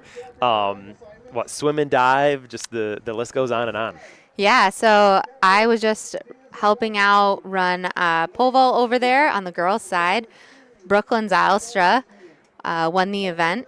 She went 11 feet or 11.6 today. So that's really cool to see. She this summer won the beach vault, which is really exciting, really fun event for anyone who's out at the beach in the summer. And Halipwe also did great, got second for us. Yeah, big points for EK first and second. But yeah, Brooklyn cleared on her second attempt. So great job there as we're still lining things up for the girls 4x200 meter relay. You see Joey made his way over there from the commentary booth as we get ready to start. Over on the boys' side for pole vault, as they're getting ready, Reese Emiat went 13.6 with a first place. Yeah, he was doing shorter steps though, so still working up to what he was vaulting at the state meet. Mm-hmm. And then Eli had a PR today, over 12 feet, 12.6 I want to say. So yeah, really exciting stuff. It is PR Wednesday. I think we're getting that on T-shirts. I think that's a trademark for Production Club. We'll bring in some money from that. But no, yeah, I mean the PR bell has been ringing constantly. So. Great job at the field events. Looks like we're almost ready for the 4x2 to start. EK's A team in lane 4, Grandville's A team in lane 5. EK's D team in lane 1, C in lane 2, Grandville's B in lane 7, and EK's B in lane 8. For EK's A team, season best 142.13 versus Grandville's season best 149.25. So we'll see if the girls can live up to their season best as the starter gets into position. As they're waiting for a runner from Grandville, actually. So the Grandville's B team is missing their third. Looks like they're maybe just slowly trying to get her out there now. But yeah, Alex and I were talking too. It's a busy weekend ahead for you and I too. Friday, Saturday, our Teach for America, Teach Michigan weekend. We'll be doing a joint session there. And you saw in the commercials before we came back, the Ed Rising program at EK has really taken off. So why don't you tell us a little bit about the origins and what it's like now? Yeah, it's been great to watch the program grow. I've taught it now for 4 years, and we are getting involved with the community. We're getting college credit. We are given all sorts of different opportunities for our students, both experience-wise and sometimes with a little stipend involved, which is really exciting. Most recently today, actually, during our class, we were over at Discovery Elementary doing some observations, and that has been a lot of fun. So each student is paired with a teacher, and they go in on Wednesdays this month, and they are helping out in the classroom. So they're working one-on-one with students, or maybe they're helping lead some instruction, or whatever the teacher needs to help them get some of that good experience. Yeah, extremely cool as we get, we'll talk more about that as we get ready for the 4x200 meter relay underway. As East Kentwood out to a very good start. We'll see if they can catch up with Grandville's especially outer lines there. With the 4x2, it's always interesting to watch because of the staggered starting lines. Yeah, yep. I know Joey was talking about that last week. That's one of the things I learned. Really, lane 3 and 4 is where you kind of figure out who's really got it in this one. As you see, EK, that is their B team, currently leading and doing very, very well as they come down the front stretch for their third exchange. So EK's B team leading. That is Grandville's A team in lane 5. EK's A team in lane 4. Good exchange. Yeah, and so you always want to make sure that they're in the exchange zone, which is something that they don't get a ton of time to practice, I think. Yeah, you don't get a lot. And as you saw, EK's B team, lane 8, struggled on that exchange, but their A team into the lead. Grandville looking to make up some time now on the back straightaway. About a 5-6 yard lead for EK as you get ready for the final exchange of the varsity heat of the 4x2. Yeah, and something that goes into a good exchange, you really got to be communicative. And so you can't necessarily hear it from here, but they're communicating when they're ready to get that baton. And EK's communication looks to be in top notch as their A team is going to win this one. Don't think they'll be in PR time, but I think they will take the points. Grandville doing a good job of closing the distance there, but EK will be one with that one. Grandville finished second. Close finish for third here coming up. 147.39 for EK's A team, 149.272 for Grandville. So Grandville running about their season average. EK finishing third as well, 157.27. So a big points event there for East Kentwood. I know Stephanie Stevenson, Dave Emiot were feeling confident coming into this one. A lot of the runners as well were excited and expecting to sweep their home meets after this one. I know Dion in my second hour, Dion Doris, he's over there throwing. A couple weeks ago, he said, yeah, Mr. D, we're going to win all of our home meets, and they are well on their way to doing that. That's great to see, and it's great to see, too, that even in that situation, you still see kids leaning across the finish line and making sure that they are just finishing strong on the end. Yeah, absolutely, regardless of lane. Really great, and the boys 4x2 getting set up now. EK A team in lane 4, Grandville's A team in lane 5. B and C for Grandville in lanes 7 and 8.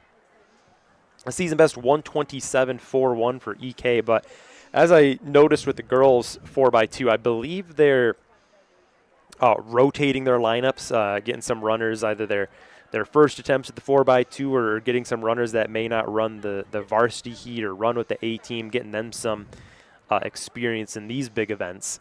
But back to Ed Rising, I think one of the coolest parts for me is like the students are like designing the lessons and then actually going into the classroom. It's not just they're designing this for points and you grade it and you give it back to them. It's like, no, you design this, you get some feedback, and then like you go and do it. Absolutely. And it's something, there are steps to get there, of course. We don't just throw the students in on the first day and say, hey, go teach this. Like my college student teaching experience. Yeah. But we start in our classroom and we talk about lesson design and we talk about all sorts of different things, weaving this idea of equity through everything that we are talking about. So it's not just one unit, and I think that that's what really sets our program apart, is that it's interwoven so the students are thinking through that lens from the very beginning of their experience and career. And with that being said, we start them with the observation so that they get a little bit of a chance to see how things are going in the classroom. And then when they feel confident or they've been in the classroom a little bit, that's when we start implementing some of those instructional designs. And we start small too, again, making sure the students feel confident in their abilities, designing just one activity or designing a read aloud that's interactive where it's got questions and audience participation involved in it. So making sure that our students feel really confident before they are up in front of a class teaching a lesson. How many students have you found because to join Ed Rising, you have to be kind of interested in education to start. How many have you found that have just like fallen in love with it and they're like, I want to be a teacher now for sure, like I'm going to college for this? Yeah, and that's what's one of the cool things has been, because this is an exploratory course and it's designed for if you've ever considering a career in education. And so if you haven't, if you're not 100% sure, we still encourage you to take the class, because we look at everything through a lens of education and we look at everything through a lens of being an educator. But ultimately, everything that we're talking about is going to be beneficial in whatever job you end up in, because we're looking at things also through a leadership lens and providing with those leadership skills and those presentation skills. So it's super transferable, even if students decide, oh, you know what, I don't know if this is the right path for me, but I still have all these skills and all these great experiences that I can talk about. Luckily, most students actually do fall in love with it, and we try to make it a lot of fun. We give them a lot of different opportunities, and I think what sets our program apart as well is that we give them so many different placements. So sometimes when you go to college, you're in one placement, and all of a sudden you're like, well, I don't know, I didn't really like that one content or age group or whatever. And in our class, they are in 2 different elementary placements. They're in a middle school placement. They're in the freshman campus or 10-12, depending on what content area they are interested in, and really utilize that student voice there, giving students a chance to voice, I'd be interested in seeing what it would be like to be in a middle school social studies compared to a high school social studies, or, I found out I really like working with students and helping them in math. And whatever the content area or age group that they're looking for, we try to find a placement that works best for them, because ultimately we want them to feel, again, confident in what they're going to be going into. And if they, want to consider pursuing art or special education, then we work to see that we can get them experiences in those as well. Yeah, just really, really cool. And as the boys 4x2 is underway, it's all Grandville. EK not running this event. Oh, EK Fall started. Good call. Thank you, Alex, there. So this is just Grandville. Great opportunity for them to get a ton of points back in this event. But going back to Ed Rising, I think the career exploration is what's some of the coolest parts. And I think you and I are both really fortunate to teach those kind of career exploration classes where it's just kind of seeing like students fall in love with it and learn to enjoy it, and really just be able to look at things with like a whole new lens, literally in my case, and through the education perspective in your class is just fascinating. And the whole career tech ed spectrum is, I think, just going to keep on growing. I know we're getting sports med, I believe, next year, joining Career Tech Ed with Cassie Ustindi leading the way. So that'll be fantastic. So really just the opportunities here at EK just absolutely tremendous. Yeah, and our goal is to, again, give students as many different opportunities as we can at the school and let kids figure out what they're passionate about so that they feel confident after graduation in whatever facet that looks like.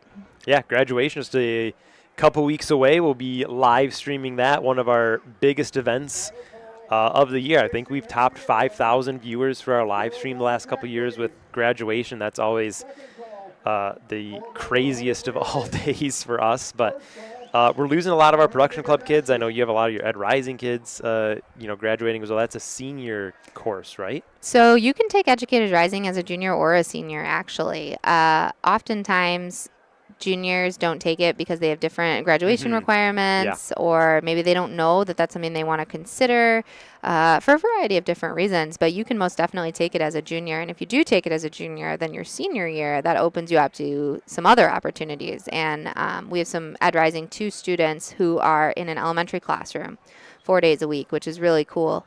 And they're running interventions. They're in the same class. So, again, a lot of student voice goes into that. We talk about what placement they want to dive deeper into and find them a teacher to pair with, and then they're over there 4 days a week working in that class, getting to know those students, aiding in any lesson design, oftentimes running stations, different things like that, getting really, really valuable experience. Yeah, and you just hosted a lot of the community events too through Ed Rising. I think the final one you just did was your biggest one ever too. Yeah. I saw the images on Instagram. Ed Rising's on Instagram. You can check that out. Yeah, you can follow us at EK Ed Rising. And we did have a really cool opportunity this year to run some community nights. Again, looking at every opportunity we can to give students different experiences in front of other kids, leading instruction, getting practice with all the things we're doing in class. And so with these community nights, we had 3 different elementary schools that we held them at, and we had 25 high school students who signed up to be student instructors, and they designed lessons or activities, and they all went with the theme, Let's Grow Together.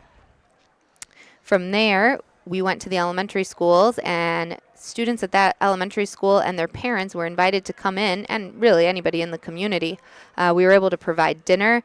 It was awesome. Peppino's Pizza was the main course. Yeah. And I think Production Club's official slogan is Fueled by Peppino's. Right. And then we were able to have ABC Orchestra there 2 of the nights providing some live music. And Andrew Warren played saxophone one of the other nights, again, providing some live music. Color Guard did a performance at Southwood one of the nights. And what was super cool about this event was not only elementary students and their parents coming and learning from our high school students, but our high school students designed these lessons and actually had manipulatives and worksheets and things like that went with the activities that parents could then take home and continue the learning and the games at their house. So a lot of parents really appreciated that because our students were developing math games and literacy games and different activities with science, and even social emotional learning was really popular too. So over the 3 nights, we realized that this grant has reached 800 people. Wow. Which is super cool. That's awesome. And the Kent District Library was there at each night, so that was great. They were doing library card sign-ups at our most recent one at Bowen. They actually got the bookmobile there, and they said they had 72 people come through. They had several people sign up for library cards, full library cards, because they do actually get, Kentwood Public School students get a library card, but it has limited access to Kent District Libraries. So they had some students upgrade to the full access library cards, which is really exciting. And it was a great night with all sorts of community involvement, like I said. A lot of fun to watch the students get really confident. We got project-based science students involved.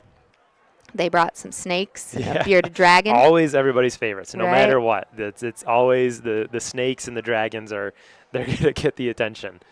But no, that community involvement is really cool, and it's great to see from Kentwood. I think sometimes people think that we're such a large district that community stuff just kind of comes by default, but it really does take a lot of work and a lot of effort. And when you do those events, and in particular when it's so student-led, like the Ed Rising events, or like Production Club, for example, or so many of our other groups, just the buy-in from the community is so great to see, because the people putting it on are bought in. It's not just performative. It's not just, I'm doing this for a paycheck. It's no, I want to make the community better. The bookmobile is fantastic. I know a couple of our elementary schools that put in book vending machines this year too. So yeah, the book vending machine is a super cool idea. Our Grassroots Educators Club, which is the club for students who,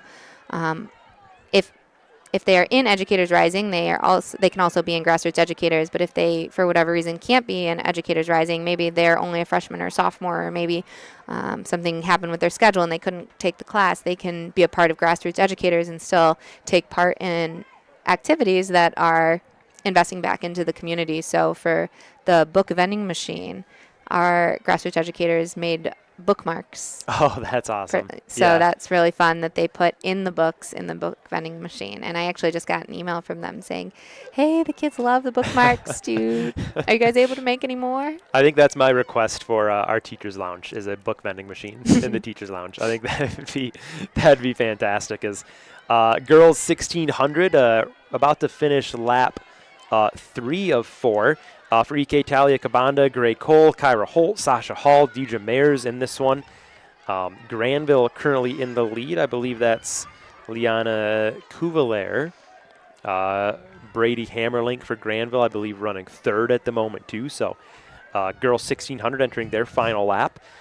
But no, going back to Ed Rising, I mean, what's been one of your favorite moments, just like this year alone, that you've either seen it like click in a student or the community event itself? Like, what really stands out to you is like, this is why we do this? Yeah, wow. I don't know that I can pick just one moment, honestly. Just watching the students get so excited when we're going to their different placements and hearing about the relationships that they built with the students in the classes that they're placed in, and how they're so excited about that has been definitely some of the most rewarding.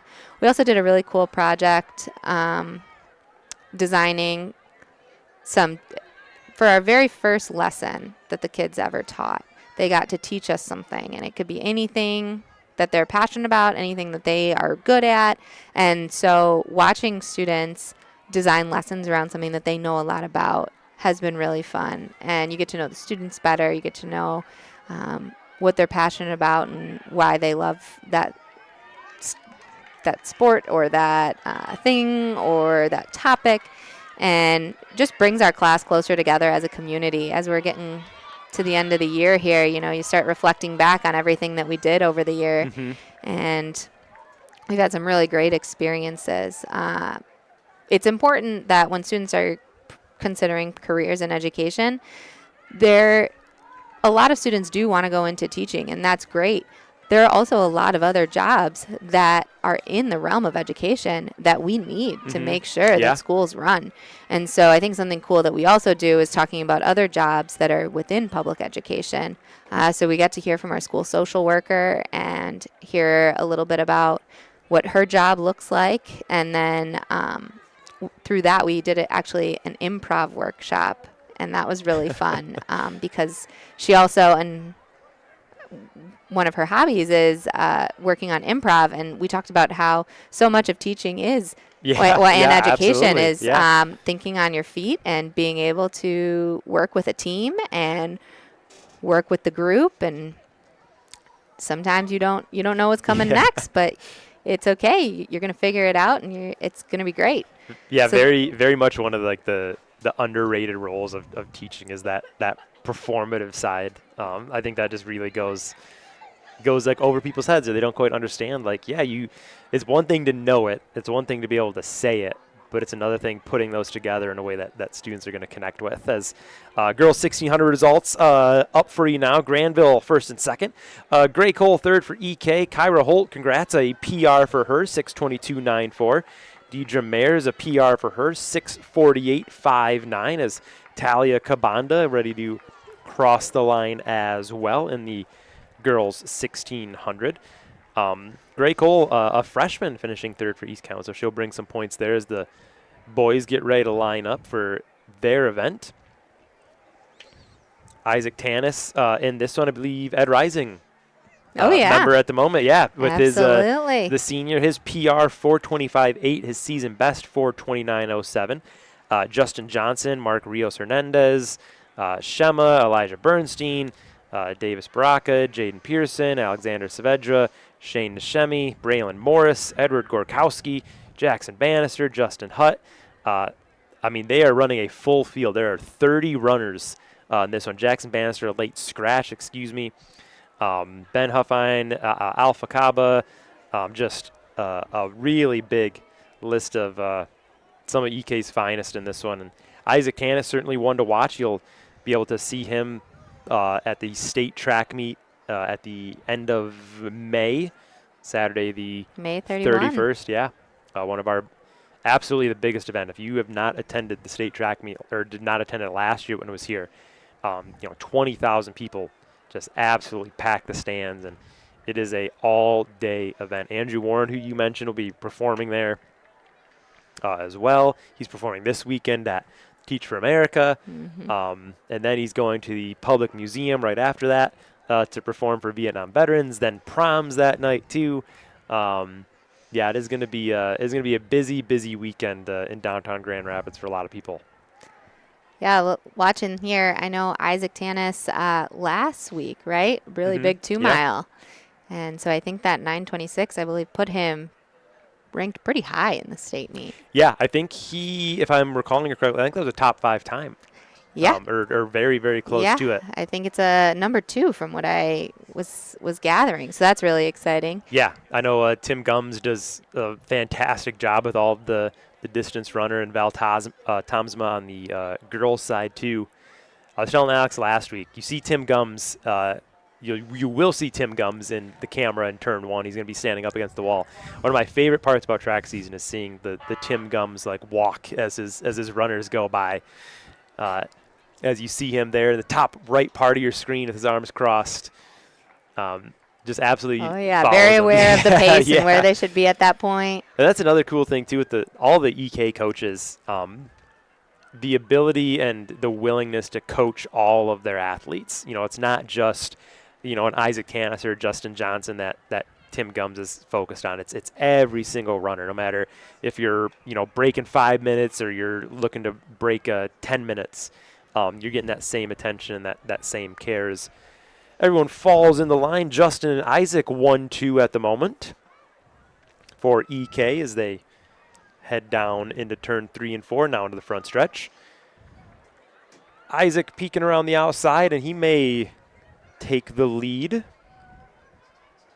And him and Justin just going to go stride for stride to start, almost certainly helping to just pace each other there. I believe that's Shema as well, and third for EK. So 1, 2, 3. Really, the entire top 10, all East Kentwood runners at the end of lap 1. You love to see it. Yeah, another great, especially after the 4x2 went all to Grandville after the EK fall start. Yeah. EK needs to try to make up some points as they look to sweep the podium in the boys 1600. As Isaac and Justin, about a 10-yard lead on third place, a very nice pace for them. As they head to turn 3.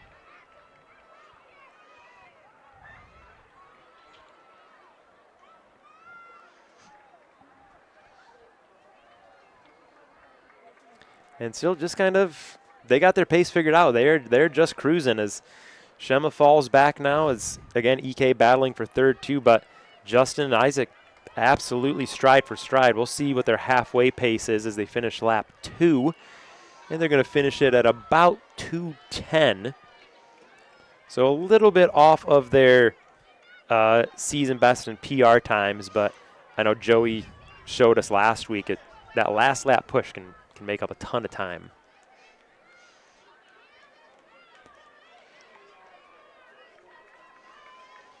I know Isaac is battling some allergies right now, so. Yeah, it is that time of year too, and I know the track meet weather has been just wild. Our first meet was absolutely frigid. Then our second meet was really great. Then our third one was super windy and kind of cold, and now today is a bit on the chillier side too, as Isaac pushes ahead for the lead in turn 3. But I think today is probably the best track weather. There's no real wind. It's low 60s. You know, you're not going to be out there sweating. You're not going to be out there freezing. Yeah, I actually thought it was going to be colder. I really bundled for being out at the pole vault. Didn't even have to put my hat on. As Isaac will lead lap 3. One more to go for them.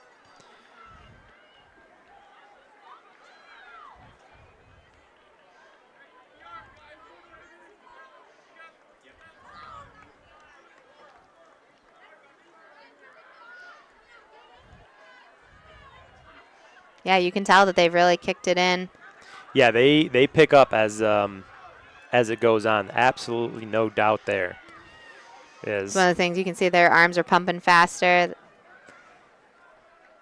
which inherently is making you run faster. And we'll see if Justin has anything in the tank for his teammate. Again, it is EK 1, 2, 3. And I believe it is all EK throughout the top 10. As Isaac makes the turn. And we'll see if Justin pushes him. Isaac is certainly pushing. 4:16 on the time. It's going to be hard-pressed to beat his season best, but he's going to push. Justin's pushing him too. He may get it. It is going to be close for a season best, and I think he's going to get it. I think they're both going to get it, in fact. And it is Isaac Tanis, a season best, 4:27.58. A PR for Justin Johnson, 4:27.7 for the sophomore. And in third, that's Shema, 4:39.94. David Baraka, PR, 4:42.69. Elijah Bernstein, 4:46.60. So EK 1 through 5, 1 through 6 now as Rios Hernandez finishes. Jaden Pearson, a PR, 4:52.57. Shane Nishemi, PR. Alexander Svedra, 5 minutes. Braylon Morris, a PR. Lots of PRs over there. EK 1 through 10 in this event, so some and all 10 of those times are faster than my mile time, I would say. Absolutely. Oh, no doubt. I would be lucky to get half of, I'd be lucky to run it in double some of their times. Still got people finishing strong. Yeah, there's a few more of our athletes. Again, there's 30 athletes, and that includes a scratch. So 30 athletes taking part in the boys 1600. And as that happens through 7 of 17 scored events, East Kentwood boys leading Grandville 47-8. Girls through 9 of 17 scored events leading 61-12. Some of those girls events, Nevaeh Eubanks with the first place in girls shot put, Jordan Barnes second, CC Pierre-Louis finishing third, FNN's Aaron Tyler finishing fourth, 31-11 for her. As we go through some of the other events, boys shot put, Matthias Granderson, a new PR in his win, 50-10. So 50 feet, 10 inches flat, PR for him. That is good for 40th in the state of Michigan. So a massive, massive throw for Matthias. Giovanni Overstreet second with a PR. Dion Doris, Emmy winner. We talked about him earlier today. He has a PR in third. Sincere Hobson-Washington, his commentary Emmy winner, finished fourth. So 1, 2, 3 for the East Kentwood boys in the shot put. Girls discus still taking place at the moment as well. So boys 1600 wraps up. And they are going to get ready now for our next event, the girls 4x1. 8 teams taking part in this one. One Grandville team, that's their A team in lane 5. EK's A team in lane 4. And again, for EK's A team, it looks like they're going to not run, I guess their quote-unquote starters for their traditional A team. So as they get ready for the 4x2, we'll take a quick 30-second break and come back to Falcon Stadium.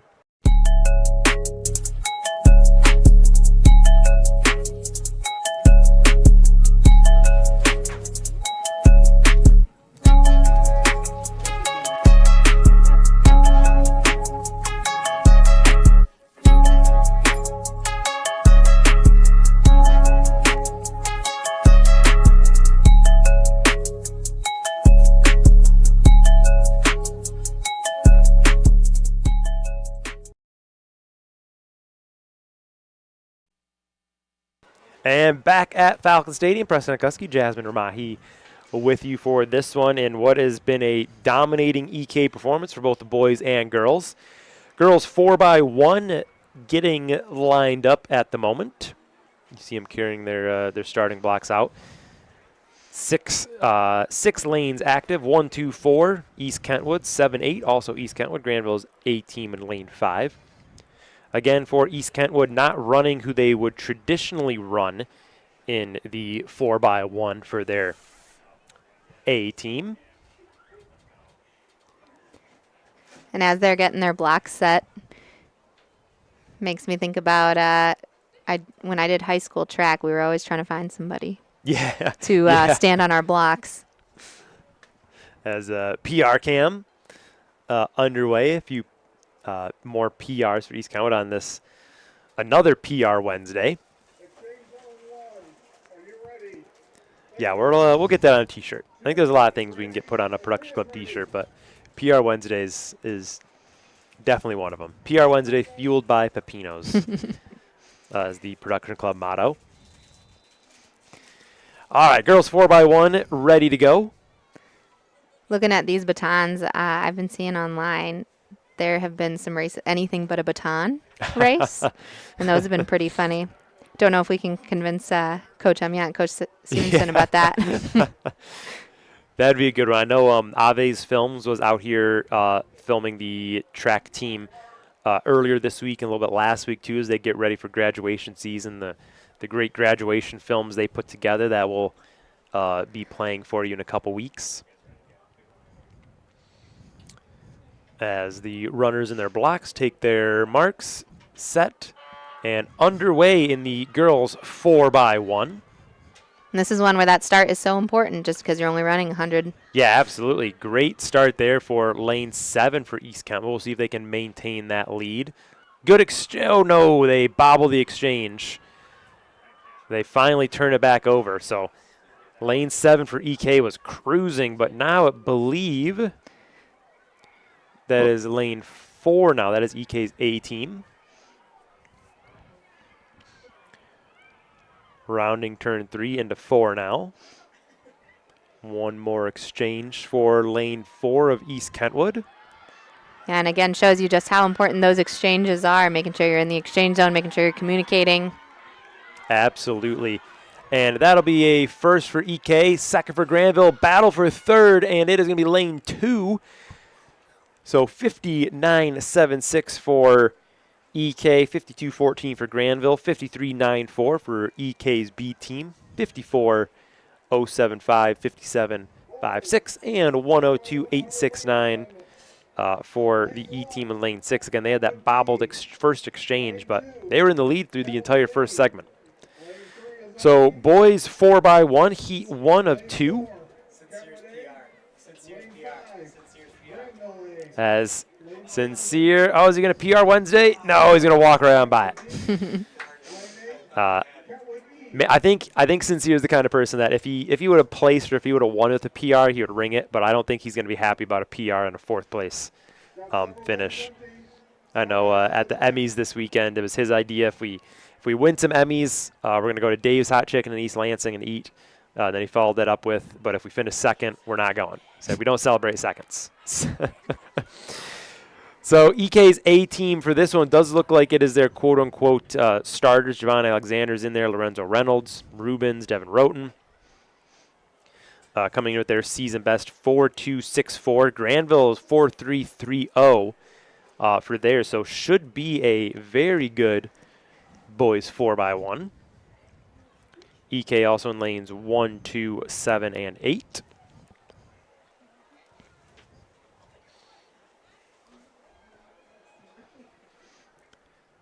Okay, once again, there are 2 heats. Boys heat 1.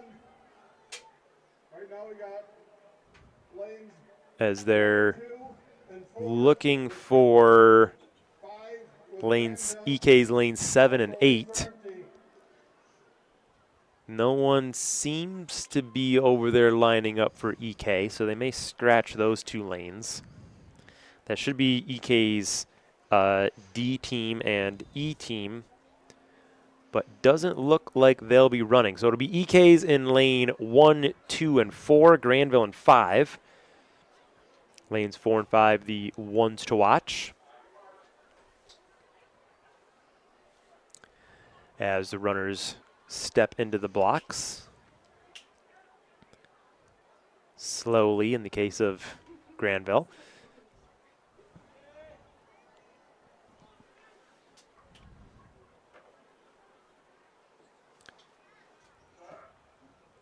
And they're set and underway in the boys 4x1.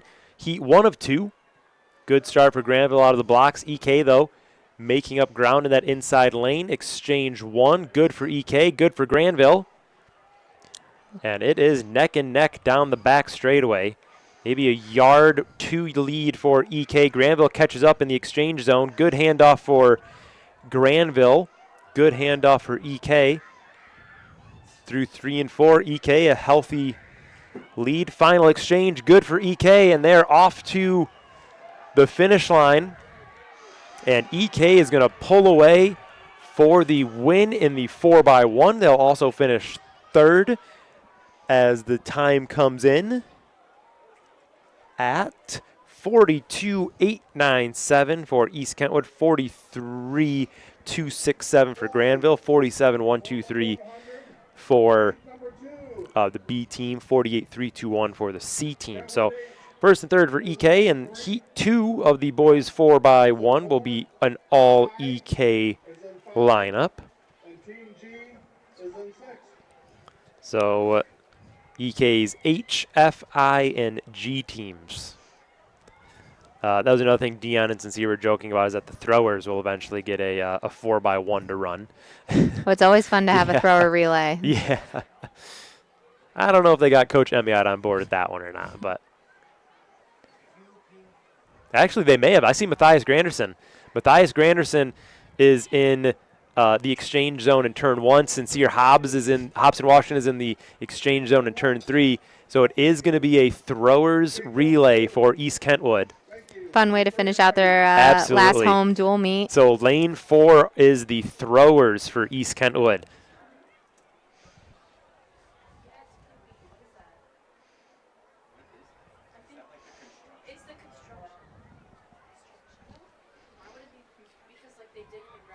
So let's see what the EK throwers have in lane 4. I'm excited about this one. They were talking about it all weekend long. As they're set, and there they go. As, again, an all EK heat, the lane we're watching, lane 4, as Matthias Granderson get ready for the exchange, and he's going to grab it, and there goes Matthias down the back straight. Sincere waiting for it, and the next exchange zone. Waiting. There's Matthias and Sincere with the handoff. Sincere continuing to play football next year. Oh, and Sincere pulls up. Oh, no. I think Sincere's battling through a cramp. He's going to fight, though. He's going to go. He's waiting for the exchange. They're finally going to get it to him. Oh, poor Sincere with the cramp. But EK's throwers will make it across the line. They're going to break a minute. And they are. Good job by the throwers in lane 4 for East Kentwood. 57.35. That is that's still faster than I could do. If you put myself, Mr. Giarmo, and Shane out there, I don't think it matters who you put in the 4th exchange. We're not breaking a minute.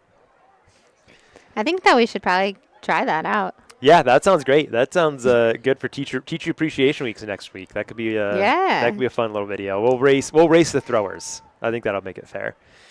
Girls 400 about to begin. Logan Richardson in lane 5, the one to watch for EK, one of the fastest runners in the state for the sophomore, coming in with her PR of 59.67. Layla Barres for EK as well in lane 1. Lanaya Carnegie in lane 3. Zoe Maston in lane 7. Takes a lot to be a 400 runner because it is one of those longer sprints. Yep, the 400 and 800. I was talking to a few of the track athletes. The 800 seemed to unanimously be the least favorite event because it's in that in-between. It's not quite a mile where you can kind of set a pace. Mm-hmm. Yeah, it's a sprint for that whole. Yeah, that's a no-go for me. And then this one, I mean, this full lap is a sprint. Yeah, there's no holding up. And I'm excited to see what Logan Richardson in lane 5 can do. The bright yellow and orange cleats with the sleeve. Spikes, there we go. Yes, the not track athlete me shining. That's why we need Joey up here.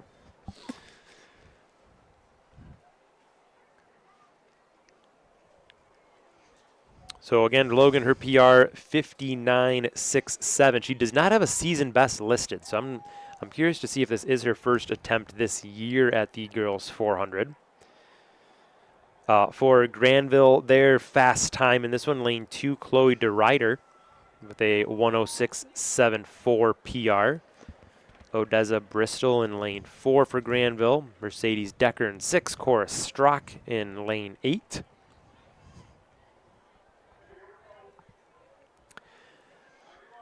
As the starter gets them set into their marks.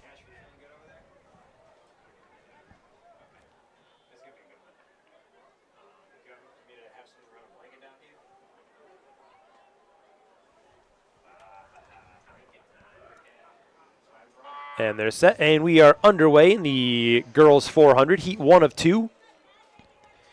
EK out to an early lead. That's Zoe Maston, and there goes Logan Richardson into the lead as they head down the back straightaway. And she is on a pretty good pace as we near the halfway point. Yeah, and really big strides. Yeah, really big strides, and she may push her PR time again. 59.67, her PR. I think she's going to have a good chance of that if she's able to keep up the pace. Battle for last 100. Yeah, last 100. EK also firmly in second place. Granville's going to try to push him, but Logan Richardson, is she going to get there in time for a new PR? I think she is going to, and she's going to cross the line. 50. Ooh, it is going to be very, very, very close. And we'll see, and she does. Oh. A new PR for Logan, 59.57. That is good for 45th in the state. Lanaya Carnegie second, a PR for her. PR for Chloe DeRider of Grandville. Layla Barres for EK, a season best, 104.85. Zoe Maston crossing to 106.84. Again, all really strong times. It's when we look at it, a minute, that is pretty speedy to go that whole way around the track. Yeah, that is absolutely pedal to the metal. Heat 2 of 2 will be a two-woman race. Kiana Faison for Grandville and Anaya Carter for East Kentwood. But yeah, great job by Logan Richardson there. Probably see her in a few more events tonight. You'll see her at the PR bell hopefully here soon too.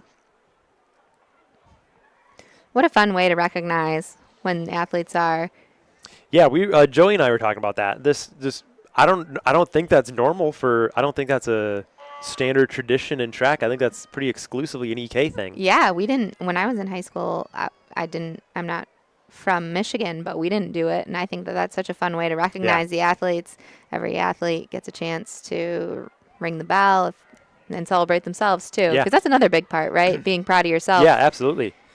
And the fact that it draws the stadium's attention and kind of everybody gets a few moments there to recognize the hard work, and now we got it on camera too. So really, really cool stuff. I think just Kentwood does a really great job of making sure that we find different ways to build confidence with all of our students and celebrate all of their successes, because that success looks different for everybody.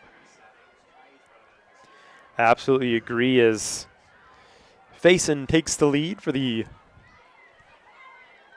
last 100. Anaya Carter also out there for East Kentwood, looking to beat her PR of 107.57. And Anaya's going to have a pretty good chance at it if she can keep up her pace. It'll be close. Kiana PR 106.18, 108.74 for Anaya, so very close to a PR, something to build on for some future meets. As next up, we have the boys 400 for East Kentwood. Jaden Jennings in lane 2 coming in with a PR of 52.70, a season best 53.21. Caden Holt, lane 4, PR 51.6, a season best of 51.74. Miles Gesselman, lane 6, PR and season best of 50.6. And Cade Kaufman in lane 8 with a PR of 53.03. So some of EK's best runners out there for the 400. For Grandville, also some really big speed out there for Grandville. Caden Livermore in lane 5, a PR 53.85. Lucas Setzma for Grandville, 57.13 in lane 1. Trevor Stevens, a 58.99 PR in lane 7. Caden Holt and Dylan Atten for EK and Grandville starting in the standing position as they're underway in heat 1 of 4 in the boys 400 meter. Really great start for Miles Gesselman in the one of the outside lanes as he's going to pass Cade Kaufman. Last week, Joey noted that Cade did a really good job of setting a pace for the first 3 quarters and then really turning on in that final corner, but Miles Gesselman absolutely pulling away. We'll see if Caden Holt can track him down as they dive down into 3 and now into turn 4. Gesselman still in the lead. Caden Holt in the battle for second. And it sure looks like Miles Gesselman is going to hang on. Grandville is going to make a late push now. Caden Livermore. But Gesselman's going to turn on the Jets late, and it'll be Gesselman, Livermore, and Holt. 1, 2, 3. And we'll see what those times come in. 51.16 for Miles Gesselman, a PR for Caden Livermore, 51.70, 52.09 for Caden Holt, 53.24, 54.14, and another PR for Grandville in 6th spot. So EK getting the points in 1st and 3rd there with another event win. As the second heat will be an all EK boys 400. The fast time here looks like Anakin Ekanem in lane 5, the freshman 55.35. David Driver, lane 6, 55.24. Tam Nguyen, Abel Mendez Salazar, Victor Thorin, Jalal Logan, Damian Allen, Evan Neubauer also out there for the Falcons.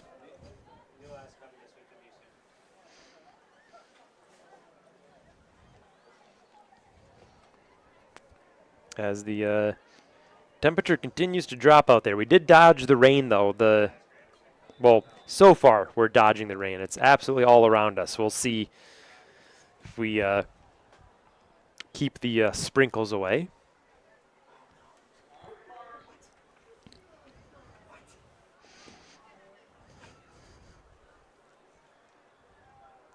As the runners set, Tam Nguyen starting from the stand-up, as well as Damian Allen. Ooh.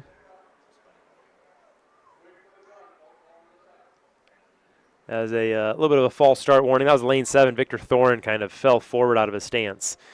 So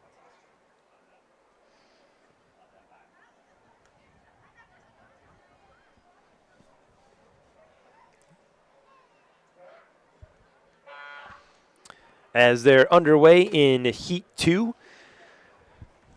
The busy week continues. We have a track meet today. Tomorrow night, the Steam Fair comes to East Kentwood, the open to the community tomorrow night. Yeah, it starts at 5:30, and so feel free to bring your family. It's a really cool interactive activity again great for kids, great for the whole family. The animals will be there. Last year there was a rocket, so yeah, we have a rocket launch. I believe Mark Meadows, if I'm not mistaken, launches off the rocket. I think you can even make some back. slime. Yeah, yep, make slime, but like you said, the big attraction is always the snakes. The snakes, the birds, they have the turtles, the spiders. I mean, all the animals. Carl Warfield and Project-Based Science, I mean, absolutely goes all out. Definitely one of the students' favorite events. I know Friday all day the Steam Fair is going on. You know, students are going to be in and out of that all day as Heat 2 finishes. Yeah, and before the community night, we've got a middle school track meet here tomorrow. Yeah. So the video board will be going for that. Video boards in the gym will probably be on tomorrow. Definitely on all day Friday. Jasmine Smithers, Erica Large are going to take turns hosting the Steam Fair. I know all of our elementary students come on, or some of our elementary students also make the journey on Friday too. Yeah, my students in Ed Rising will be K-8 ambassadors, and so fantastic. they'll be helping out, making sure that the elementary and middle school students know where they're going, what's going on, and everything. So really looking forward to that.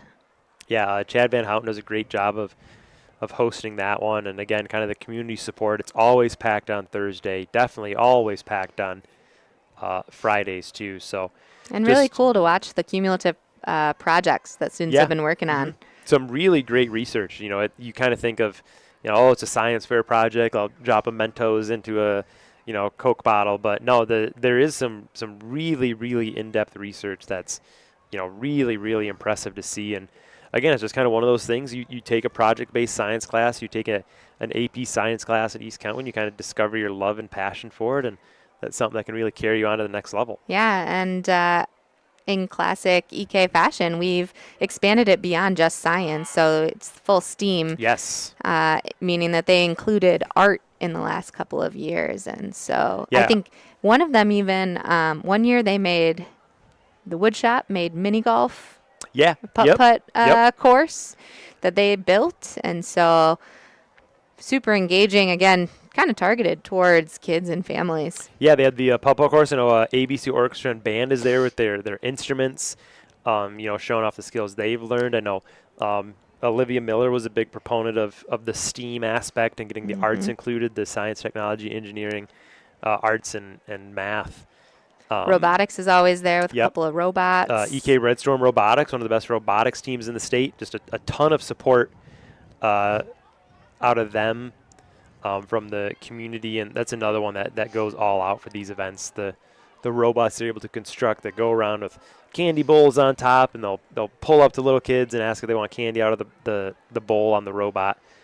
Just really, really cool. And again, all designed by our EK students. Yeah, student-led, student-designed. I feel like that's how it is for most things at East Kentwood. You know, if you see it out there, if you watch it on a live stream, if you're checking out the STEAM Fair, if you're checking out, you know, you name it after school, your community events, it's all student-led. It's not like it's adults like creating the actual content necessarily. The students are designing it, the students are showing it off, and yeah, if a student is excited and passionate about something, it's about just supporting them and helping them be successful in that. Another great thing to get kids involved with, if your kid likes the STEAM Fair, is our STEAM camps. Yes, yep. Alex and I will be hosting part of that, or hosting a session in the end of July. I think it's the 28th through the 31st. Some of the science camps that Chad Van Houten helps to put on. So if you're a middle schooler or going into your freshman year, we'll have some production club camps going on. You can get a camera in your hands, learn how we do what we're doing right now, and kind of prepare you to join a production club. We're rapidly expanding. We can use all the help we can get. Yeah, and they've got camps running every single week for a variety of things. You can check them all out on the KPS website. And I know Chad is running STEAM camps every week, different science absolutely. camps, and that's where some of our educators, rising students, and our grassroots educators are getting some real work experience, leading some of those camps as instructors.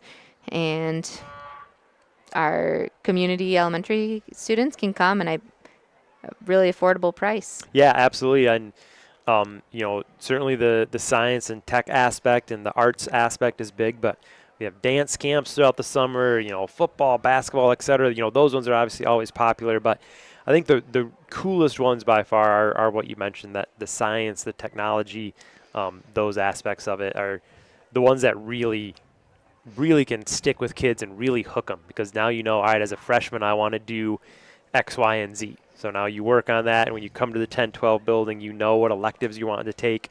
I want to take video production, or I want to build up to take Ed Rising. Yeah, and expanding those, just all those different opportunities. So be sure to check out the KPS website for those opportunities that are open to our KPS students. Absolutely. Another website that you can also check out, athletic.net, if you're interested in keeping up with any of the scores happening, as you see the fourth heat of the boys 400 finishes up there with a Grandville victory. But yes, if you go to athletic.net, you can search East Kentwood. Click on that. It'll take you right to the live meet happening now. You can follow along. You have the live timing. You have the live scores. It shows you who just got a PR or who just got a season best. Really, really tremendous website there. So as the boys 400 wraps up, we will take a quick break as they set up hurdles. I believe, yes, they're setting up hurdles. So we'll take a little bit of a break and come back for our next event, the girls 300-meter hurdles. Always a tough race. Yes. Every year, Pepinos donates $4,000 worth of scholarships to EK athletes and fine arts students. To continue furthering our success on and off the field and on and off the stage. I want to thank Pepinos for their continued support of East Kentwood athletes and fine arts students. Thank you, Pepinos. Thank you, Pepinos.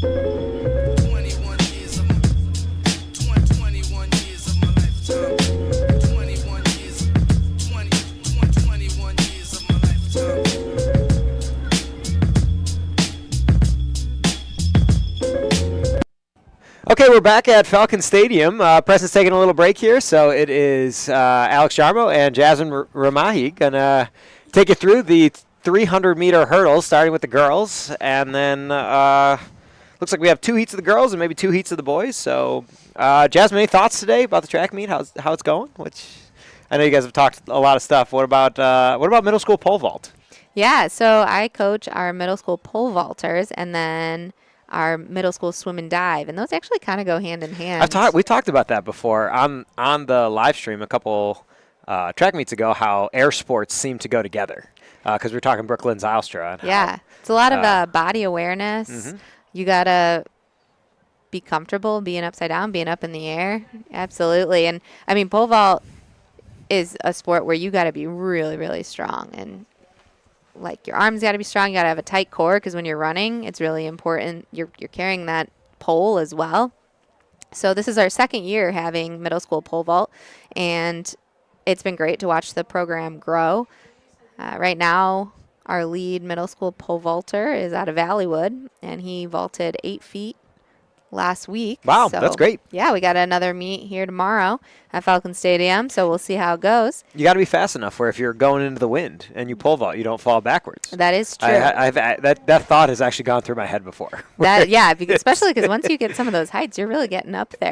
Yeah. The wind is a factor at that point. But that's great. You and the great Connor Shaw is EK your alum. assistant, an EK alum, and a great pole vaulter here. A former AP Econ student and a great student, great football player, great pole vaulter, phenomenal. So glad to have him back working in KPS. Yeah, Connor, if you're listening, I feel like he'd listen to the podcast. If you're listening, shout out to Connor Shaw, a great middle school pole vault coach. As we switch to camera 4 here to start the 300-meter hurdles, we might get a couple shots of our backstretch cam as well, as Eris Lee is in lane 1, Taryn Jones in 2, Jaslyn Chisholm-Humes in lane 5, and Journey Cottle in lane 7 as they come around. Man, like I said, 300-meter hurdles, one of the toughest races out there because unlike the 100, you can in the shorter hurdle race, your goal is always to 3 steps. You do 3 steps and then the next hurdle. That's really hard to do for one thing. You got to be really, really strong to be able to 3-step. But in the 300, it's a lot harder to keep that pace. Yeah. Yeah, this is a sprint. It's longer than the 200, shorter than the 400, but on top of that, you got to jump over the hurdles. And looks like the entire crew gets over most of them. And Jasmine Chisholm-Holmes with a 48.85, a freshman with a fantastic race. She'll take first. Taryn Jones in second, 49.62. And then Journey Cottle, season best, 53.7. Did you ever run the 300 hurdles? No. No, never I did that not. I thought about becoming a hurdler once. And, it's... What if you hit the hurdle? It hurts. Yeah, it's hard. You got to time it up right. That would be my first thought. Is can I get over one of these? Let alone 1, 2, 3, 4, 5, 6 of them. Oh my goodness, it's a lot of strength and athleticism. A lot of Kentwood Falcons and Grandville Bulldogs showing some courage and athleticism here to get over all these hurdles today. But yeah, so middle school pole vault going well. Numbers are high. You got a lot of pole vaulters and. Yep. So we've got our numbers going, and we are about halfway through our season now, with the Battle of the Woods coming up May 20th. May 20th. If you have any middle schoolers or elementary schoolers, you want to come out and support the 3 middle schools, Pinewood, Crestwood, Valleywood, all going against each other. That is May 20th, which is a lot of fun. We'll have the Jumbotron rocking for that. Yeah, as you can see over on the infield here, we've got a group of girls. Looks like they are warming up for the 200-meter sprint. We have some 200-meter warm-ups as we switch back to camera 4 for this second 300-meter hurdles. Here we have 2 Ed Rising students actually in this heat. Savannah Nichols. And Ava, yeah. And Ava Gomez. So a lot of representation, a lot of perseverance, toughness to do the 300 hurdles, just like teaching. Absolutely. There it is. Some alignment there. But, yeah, Savannah Nichols, it's fun to, every once in a while, I'll pop my head in your classroom and talk to her. She's great. Yeah, just a junior. Super great, yeah. Excited to get involved with everything she can at East Kentwood High School. And does a really good job connecting with some of our younger Falcons. Mm-hmm. And it looks like she might take this heat as well. See Sanaya Mickens, she's in my 6th hour. Great cheerleader, fantastic athlete, and a great AP Econ student as Savannah runs a PR 52.84. Let's talk about that with her tomorrow. Absolutely. Yeah, and Ava just finished too. She is one of our exchange students, so having a great time here at EK this year. Yeah, from Spain, correct? Yeah. Yep. Yeah, and played on the Powder Puff team. She really got her, an American culture experience playing Powder Puff football on Thursday night under the lights. I think she had a ton of fun doing that, and might have scored a touchdown. I don't know if Ava scored or not. Yeah, a lot of people score, but that's so fun. Again, so many fun things for the kids to get involved in. Absolutely. Had 110 girls on that team. Yeah, about a third of the senior class. So everyone was involved. Powder Puff is one of the highlights of homecoming week. Yeah, it's along with others. Our fantastic student council does a great job with homecoming. Homecoming festival is always a blast. Yeah, just so great. So well run, and everything is fantastic. We have a movie night. What night is Falcon movie night? Friday, May 9th. Friday, May 9th is Falcon movie night here at Falcon Stadium. We're going to play on the Jumbotron. And students and staff got a chance to vote. Have we yes. Have we released what the... we know what movie it is. It's sitting on the table somewhere, but we shouldn't say it. I don't know if it's been released yet. Okay. But we did get the rights to it and did all that stuff. I know that's kind of hard to do sometimes, but keeping you on they the went edge through of your all seat the here. they went through all the right channels to make sure that all worked. As we're moving on to the boys 300-meter hurdles, Gene the Machine Shema in lane 1, Major Barnes lane 3, Shakuru McKetchie in lane 5, and then Kenneth Harris lane 7. Similar crew to the 100-meter hurdles today, so relatively similar group. Gene's been busy today. He's got a lot going on, and so has Major. Shakuru is kind of our hurdle expert here. He's had some really, really good times in both the 100 and or 110 and the 300 for the boys. Let's see if he can keep it up here today. Lane 5 for Shakuru, and then the fantastic freshman Kenneth Harris in lane 7 as we switch to the live camera for this next heat of the 300-meter hurdles. Again, hurdles is so tough because you don't want to get too high over the hurdles. You want to be just over the top so that you're not wasting time and energy. Absolutely. Major Barnes coming in.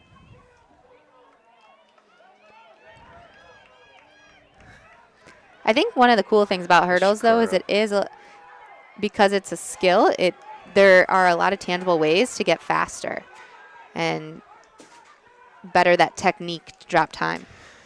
Yeah, it's such a fine motor skill thing. As you watch it more, you start to see the nuances. 40.51, pretty good time from Shakuru, and Major Barnes, not bad either. Lorenz Bishop with a PR from Grandville, and then Gene the Machine Shema, 42.52. But yeah, you're right. Like the highly technical aspect of hurdles, where you land and how many steps you take and how you take those steps are really important. You could see Shakuru kind of widening his steps as he came down the front stretch here. It looked like it was almost intentional, like, hey, I got to take a couple longer steps here before I jump. The skill and technique involved in hurdles make it really attractive, I think, that there are a lot of things that you can do to drop time. Yeah. As you get better with your technique. Absolutely. And it's one of those things where, as you get more athletic and bigger and stronger, as you grow, you get better that way, and you get better technically. And so I feel like you can really, like, a lot of the PRs we see are older athletes. So a lot of juniors and seniors, really good hurdlers. Yeah. And again, because it takes time to develop that skill and technique. Sure. Absolutely. And it looks like most of the field events, just taking a scan of the field, it looks like most of the field events are either just about wrapping up or done. The wind has definitely picked up out of the east, pardon me, back in our face here in the press box on the west side of the stadium here at Falcon Stadium. So kind of an interesting wind today. Not a whole lot of times do you get it directly out of the east. So we got to use the pole vault pits on the other side, on the east or on the west side of the pits. That's one of the reasons we were going to start vaulting at 4 o'clock. We moved it to 4:15 because the wind. The wind was creating a disadvantage. I do think it's keeping the rain away from us, though. A lot of rain accumulated south. Getting a real full circle look at the weather here. The meteorologist team from Kentwood High School here, Jasmine and Alex. That is something. He really does like the weather patterns. I feel like if people have listened long enough, this is we talk about the weather a lot at the track and field. But to be fair, it is a factor, right, to what's going on. Absolutely. And I mean, people say this all the time in Michigan, that weather changes so much that it's worth talking about. Yeah, you go to Arizona or somewhere else this warm, they don't talk about the weather nearly as much because it's the same thing every day. Right. That's Tamatucci Kakozi with a 43.18 300-meter hurdle. Looks like we're going to go girls and boys together here for I think they said the 3,200 meter or the 800 meter run. We're going to go girls and boys together. I see Ava Lawrence, Laney Godfrey. It looks like that's Abby Terry, all in the warm-up group for the girls. Strong group of upperclassmen. Absolutely. Just kind of some leaders. I think that's Camila. I don't know if she's getting on the track or not. She hasn't taken the sweatsuit off yet. I'm looking at the boys as well. I see Tom Wynn down there. It looks like he might be gearing up for the 800. I imagine we'll see either Evan or Caden, maybe Isaac. I'm not sure what Coach Gums has in mind today. Coach Gums is down there clapping his hands, getting people ready to go, finding someone to talk to. As we get the announcement that said boys and girls together. This looks like the girls. This looks like the girls only, so I'm not sure if we might just get one heat of the girls. I don't know if heat 2 is the boys and girls together, but regardless, on the track right now is the girls. Ava Lawrence, Laney Godfried, Abby Terry, Kalia Clark, Deidre Mayers, and Sasha Hall, the 9th grader for the Falcons here. 800 meters, twice around the track. Ever run the 800? Only in practice. Only in practice? Not by choice. Yeah, not by choice. It's a tough one. 400 or 800? Which one are you doing? I did have to run the 400. But by choice, like which one would you rather choose? 400. Yeah, me for too. Sure. Just, 1 lap versus 2. Yeah, I'm just taking less laps. That's why we're here and they're down there. Right, right.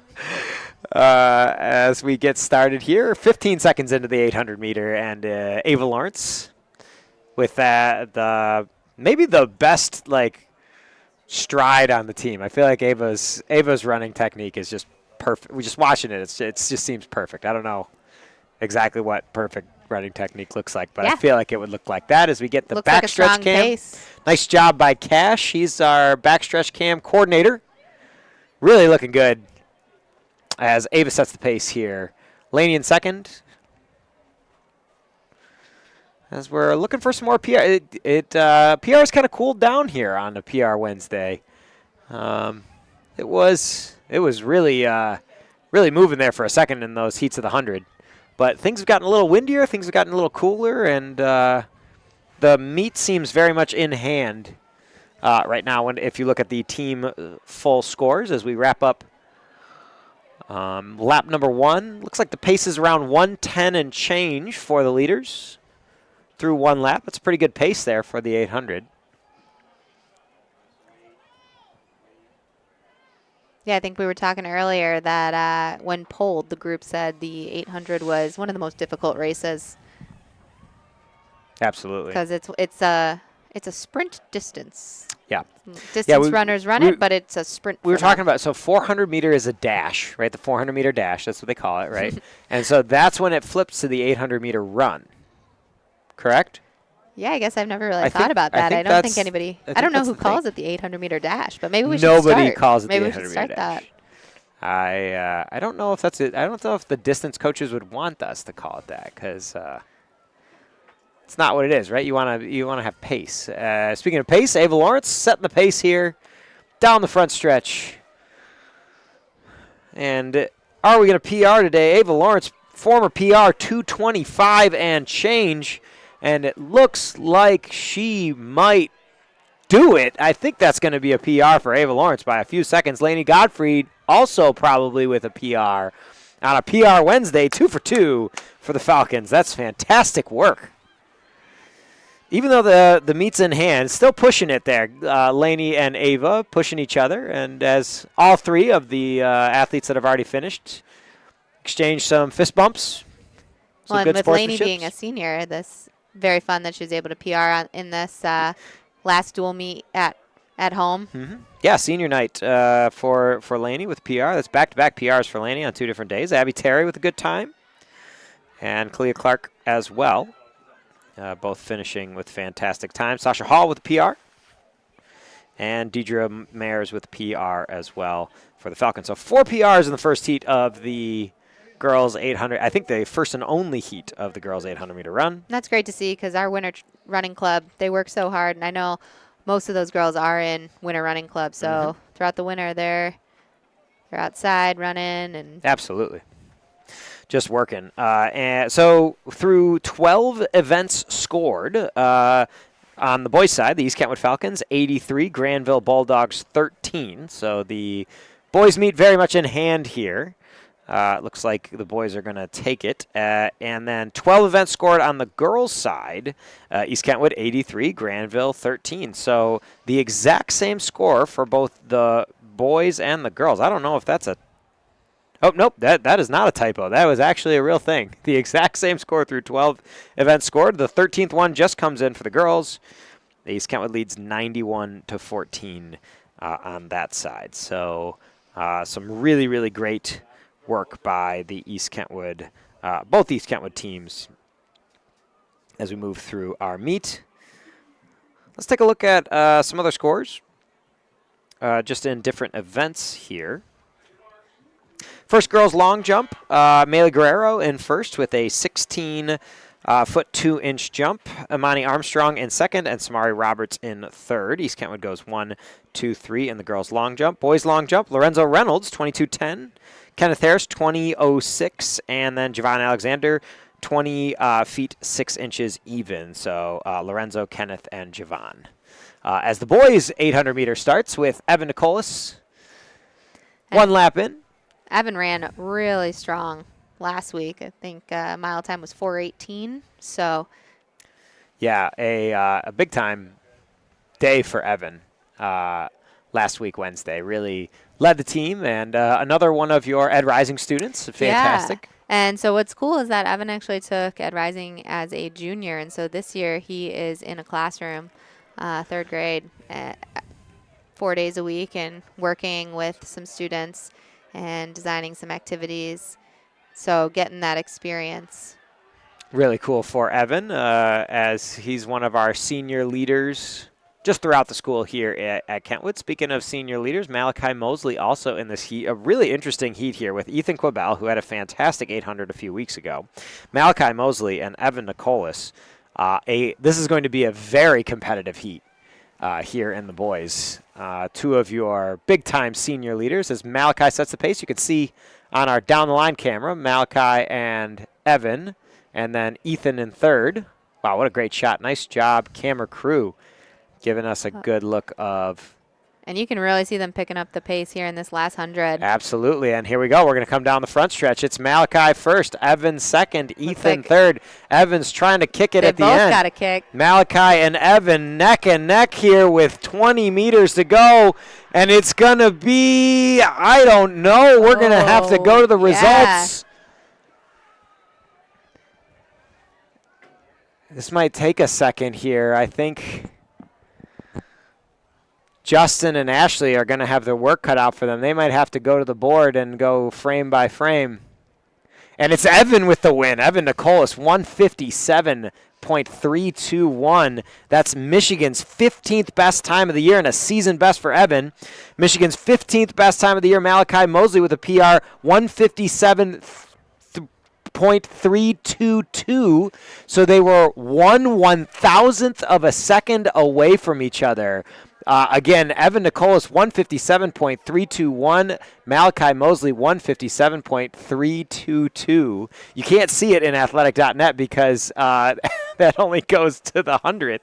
But Evan Nicolas wins by 1/1000th of a second in the boys 800. That's what's so great about having two seniors that are able to push each other and continually just push each other to go faster. And what a strong finish for the last home 800-meter dash. Absolutely. Those are two seniors who were performing on senior night for us there. That was fantastic. So Evan with the 15th best time in the state of Michigan. Malachi with the 16th best time in the state of Michigan in the 800. And then Ethan Quibell with the 35th best time in the state of Michigan. All in the same heat in the 800-meter run. Not dash, run. But pretty dashy to me. That's about as fast as you're going to see throughout the state until you get into the postseason, folks. That was pretty fun to watch. So yeah, that's exciting stuff. That was fun. As we move on to the second heat of the boys 800 meter, we'll go back to the scoreboard here and take a look at a couple more field events. We went through girls and boys long jump before that heat. In the girls high jump, Abaklual with a 5-foot flat high jump. That's your winner. Evelyn Budnick with a 4-foot 10-inch jump from Grandville. And then Abby Terry gets on the podium with a 4-foot 10-inch jump. That's a season best for Abby Terry. Moving on to the boys high jump, Chris Parker in first with 5-foot 8-inch jump. James Johnson in second, 5'8", and Keaton Bolheis also 5'8" for the boys high jump. It looks like Myron Raby gets a PR in fifth place with a 5-foot 4-inch high jump. That's fantastic stuff. In the girls pole vault, I was going to let Jasmine do this one since she coaches pole vault. Maybe we'll let her go. Yeah, so Brooklyn Zylstra taking first with 11 feet. So I think earlier I said 11.6, but just 11 feet or 11 feet right now. And Halepwe with 9 feet. That season best is 9.6. We actually didn't have her jump 9.6 today, though. Went straight to 10, and so almost there. We're going to get that. I know she's jumped that in the summer. So, again, with pole vault, it's getting everybody ready for the end of the season, for that big conference meet, for the state meet, making sure that they're building up. For sure, looking to PR or looking to peak at the right time, right? Absolutely. And Riley with a season best of 7.6. Again, in the summer or in the past, she said she's gone 8.6. So working up to that. And freshman Annika with a PR of 6 feet. Yeah. And Brooklyn Zylstra with that 11-foot jump, that equals a PR for the year for her, and that is Michigan's 10th best jump on the girls' side in the pole vault. For boys pole vault, Reese Emiot in first with 13 feet 6 inches. And knew he also had to get over here to run the 100-meter dash. So yeah, I don't know if that affected when and where he went, but he gets the win. Elijah Bowden in second with a PR, 12 feet 6 inches, and Jacob Hector in third with a 10-foot jump. Yoshi Yar with a PR, 10-foot jump. Yoshi's in my 6th hour. Fantastic student, so good for him. And Benedict Conda did some pole vaulting today, 9 feet 6 inches for Benedict. That's a PR for him. Moving on to the girls' shot put, Nevaeh Eubanks, fantastic basketball player, all-around athlete here at Kentwood, and just a freshman, 32 feet 10 inches, .25. Jordan Barnes in second for the girls' shot put, 32 feet 5 inches, .50. And then Cheriska Pierre-Louis with a 31 feet 1.75-inch throw. That's 1, 2, 3 for the girls' Falcons. On the boys' side, Matthias Granderson, a PR for Matthias. 50-foot 10-inch throw for him. That is Michigan's 39th best throw of the year.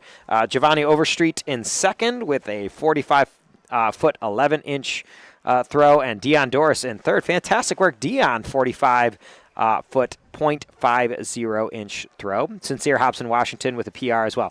1, 2, 3, 4 PRs for the boys shot put. As we move back onto the track, we'll get results from the discus right after heat number 2 of the 800-meter finishes up as it's finishing up here. It looks like it's going to be the Grandville Bulldogs with the first 5 spots. Aaron Ebels takes first. Alpha coming across the finish line now. Yeah, it looks like Alpha Kaba is there in my 1st hour. Fantastic student and some really good 800 meters out of Alpha the last couple weeks. Nice work by him. Waiting on that time to see if we get a PR out of Alpha and a few other of our Falcons. So I think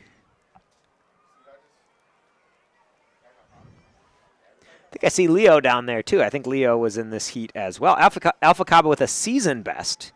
2 minutes and 19 seconds, .22 for Alpha.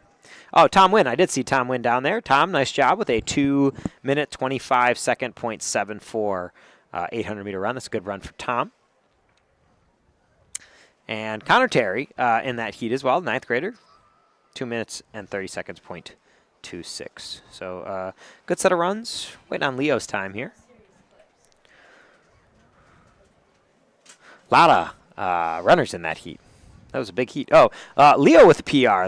Leo Ponte Hernandez with a 2-minute, 37-second .42 800-meter dash. As we get loaded up here for a lot of heats of the 200 here, it's going to be get ready, everybody, because we're going to see a lot of them. We do have one more set of results to give you, which is the discus, girls discus, Chariska Pierre-Louis with a 105-foot 6-inch throw. That is a PR for Chariska and the best throw of the day. Nevaeh Eubanks with a discus throw of 84 feet. That is good for second. And then Maya Madden from Grandville, a PR, 80 feet 1 inch. Mariah Frierson with a PR. We know Mariah. She's a great Production Club Falcon News Network member. And Chastity Reed, another Production Club Falcon News Network member with a PR as well. So nice job. Great throwing there for all of those athletes. And then last but certainly not least, we have the boys discus. Amari Williams, we saw him ring the PR bell a little earlier, 133.7 inches for him. Chris Lovelady with a PR as well, 131 feet 8 inches. And then Dion Doris with 2 PRs today and 2 podiums today for Dion. Just a great week for Dion, a Michigan Emmy, and then 2 podiums for him. He throws 130, 10 inches. Batu Semple in fourth, 126, 3 inches. So just a good all-around day for the Falcons here. A lot of fantastic stuff as we get loaded up for the 200-meter dash. Speaking of which, all these athletes, I'm sure we're going to be seeing a lot of PRs and a lot of season bests coming up in this next event here. Yeah, on a PR Wednesday. Let's see what we can get here. The girls are going to go first. 200-meter dash. So. And we set up this camera just for this look. So maybe we can go, it looks like Julie's going to take that camera. So we put a camera all the way down at the corner where we start the 200-meter dash just for you so that you can see the start. We know a lot of times you get that shot of just everybody kind of running around and they all look like tiny little specks. So we're going to give you the shot of the start in the 200, and then we can flip to that typical camera there for you. But just ways that we're trying to make the live streams just a little bit more engaging, just a little bit cooler here. And we're always thinking. The ideas don't always work, but I think so far this one is working. Cash is doing a great job over there. Let Cash know. We got people on the radio over here. Let Cash know he's doing a great job. There you go. Shout out on the live stream there for Cash as we start the first heat of the girls' 200-meter dash. Atiek Anyang in lane 1, Jada Pace, lane 3, Aaliyah Bailey in lane 5, and Alana Bracey in lane 7. And they're off. A senior, a junior, a sophomore, and a freshman, all four.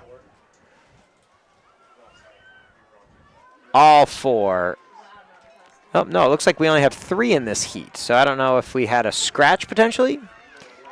Looks like that's Jada lane 3, Aaliyah Bailey lane 5, and Alana Bracey lane 7. It's going to be a close one.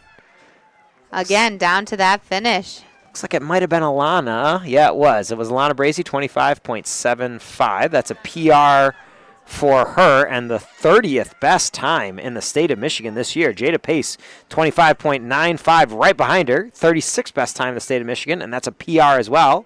Aaliyah Bailey in third with another PR and the 41st best time in the state of Michigan. They go 1, 2, 3, all 3 PRs, and all 3 state times within the 50 best times in the state. That's pretty dang good. Yeah, so that'll be really exciting to watch as they, especially once they start to taper and they get ready for those bigger state conference meets.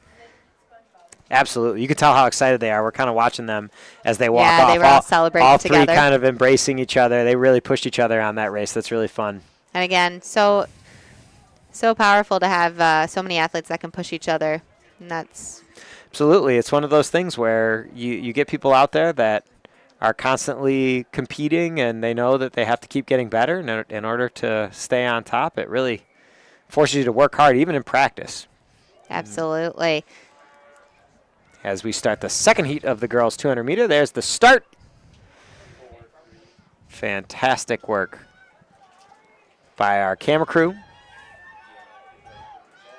And all Falcon heat here. Coming around the bend. Looks like that might be Ariana Carter is going to win this heat of the 200 meter. And that's PR for her, 26.15. Yeah, I had Ariana in class. Great student. Again, one that's always willing to get involved and help out in whatever facet we need. Absolutely. 4 PRs to start this heat for the Falcons. Fantastic work by that crew. And a young crew. We got 2 freshmen in the top 4, a sophomore, 2 more. A bunch of freshmen. So a young heat for the Kentwood Falcons. Getting this experience is so important. Absolutely. The future is bright as we move to Heat 3, and we get another showing from a pole vaulter, Brooklyn Zylstra, in lane 2 here. So give us the breakdown of her 200 as the middle school coach here, Jasmine. Well, I think with pole vaulting, too, one of the big things that people overlook is it really is a sprint. And so with pole vault, oftentimes the fastest person is who wins. So that puts Brooklyn in a great spot to be doing some sprinting training, and what better place than the 200 as she's coming around. Absolutely. And, it's one of those things, kind of like the hurdles, where it's a combination of athleticism and then incredible technique. As got some fast runners in Heat 3 here. It looks like that is Janiyah Nickel in first. Also, people don't realize pole vault, if you get 7, 8, 9 pole vaults in, that's a lot of sprinting. You're probably pretty tired. You got to reset after that. And you're not only just sprinting like by yourself, you're holding this pole. Absolutely. That can sometimes be 10, 12 feet. So that's 5 PRs to start this heat, too. 1, 2, 3, 4, 5. Everybody PRs this heat. That's great. That's exactly what we want. Including one from Brooklyn Zylstra. So the pole wasn't too heavy today, right? Just, well, this time she didn't have to run with the pole. So she was able to run a lot. Yeah, that makes you feel a lot faster. And one of those things with sprinting, too, you don't realize until you're actually doing the sprinting just how much core it takes. A lot of times with sprinting, people think, oh, you just need to have strong legs, but it really is a full body activity. Absolutely. And it's one of those activities, too, where, as you do it more, I feel like you get stronger and better, but then the technique comes in. Then you got to look closely at, okay, what does my running technique look like? How does that? I hear all the time just in the hallway, talking to Javon Alexander, some of our other sprinters, how much they are focused on technique and how important that is. Especially in a race like a 200 meter or one of these sprints. I mean, every millisecond counts. It's sometimes down to the 1,000th, as we've seen. So making sure that you are not wasting energy. Absolutely. I feel like every time I run, I waste a lot of energy. So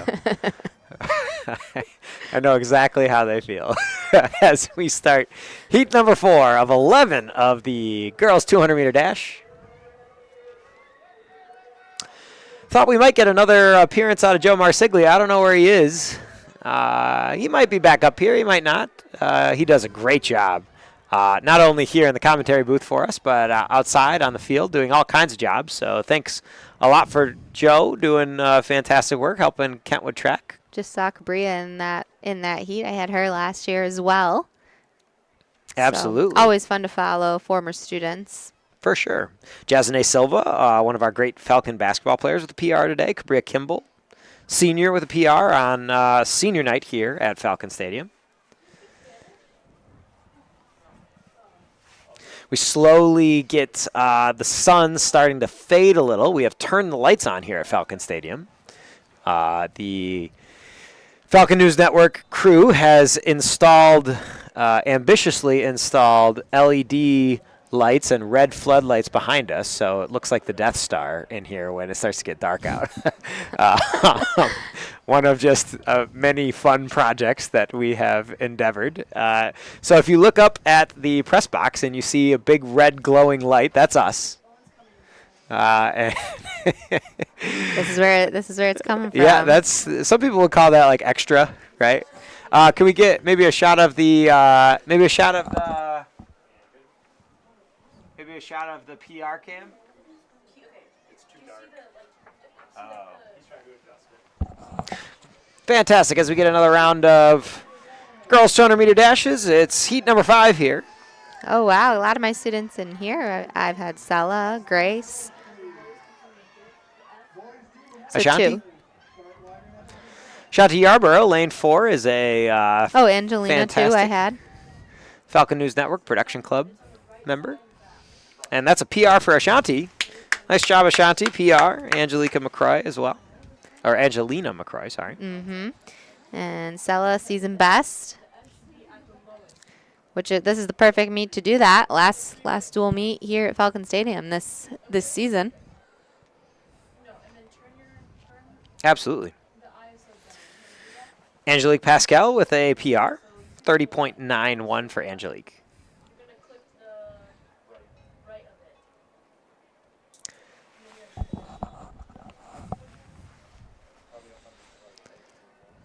As we move through heat number 6 of the girls 200-meter dash, we are going to get some Grandville Bulldogs in this heat. It was mostly Kentwood Falcons there for 2 or 3 heats.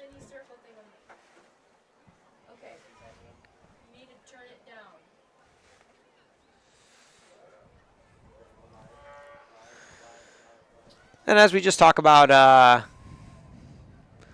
air sports, I know you're really involved in swimming. We have Ellen Weezy, our second-year girls swim coach, has done a great job with that program, and for first year, going into her second year. Yep. But you're involved in swim and dive, and you do the middle school diving. So talk a little bit about that, the growth of that program, and how incredible that they're doing in the off season here with their first off season. Been really fun to be a part of. I've been coaching middle school boys now for I just finished my 11th season for boys diving, and actually got to start our current EK state champ for diving, Fidel. Absolutely. I remember when he started as an 8th grader. Yeah, what a cool thing. Fidel with the state championship. Talk more about that. So that has been very fun to watch, and I remember when he walked in on his first day of 8th grade and just said, I like to flip. And so that's what we did. We did some flips. And from there, he just continued to improve and worked really, really hard to do so, working in the off season with our diving coach, Eric Gale. And we've got Bradley, who's a junior. He's coming up as well. On the girls' side, Brooklyn is one of our divers. Annika, another pole vaulter, also one of our divers. And so it'll be fun to watch them improve as well. A lot of overlap with swimming and track and field. I think similar ways of training, and a lot of girls on the swim team are also on the track team. Absolutely. A lot of very talented swimmers. As we're moving to heat number 7, Evan Torres out to the lead here. Daniela Alcantar Anava, another one of our AP Econ students. Her and Evan, both in AP Econ. Great running out of them. But Ellen has really done a good job. Coach Weezy growing the program there, too, and incorporating all the things that you need to do in year 1. And that program's really on the rise. The other one that you're involved in, as we keep trying to grow all the Kentwood programs. Yeah, and this is only my second year third year being part of the girls middle school diving program. And so have loved being a part of that program and watching that grow, and just watching kids get more confident in themselves and grow those skill sets, getting to know them and everything. So have loved working on the pool deck with that. We've got some kids swimming coming up this summer. Hopefully get some kids diving as well. So you can always check that out on the KPS website as well. Absolutely. Kentwood Intra-District Sports, right? Kids program. It is. Yep. And that's such a cool program that we have that allows kids opportunities to try any sport. That's the same program that helps with the STEAM camps and crochet club. And absolutely. We've got all sorts of stuff. And that actually was started by Alex's dad. Yeah. My dad started the kids program back 25 years ago.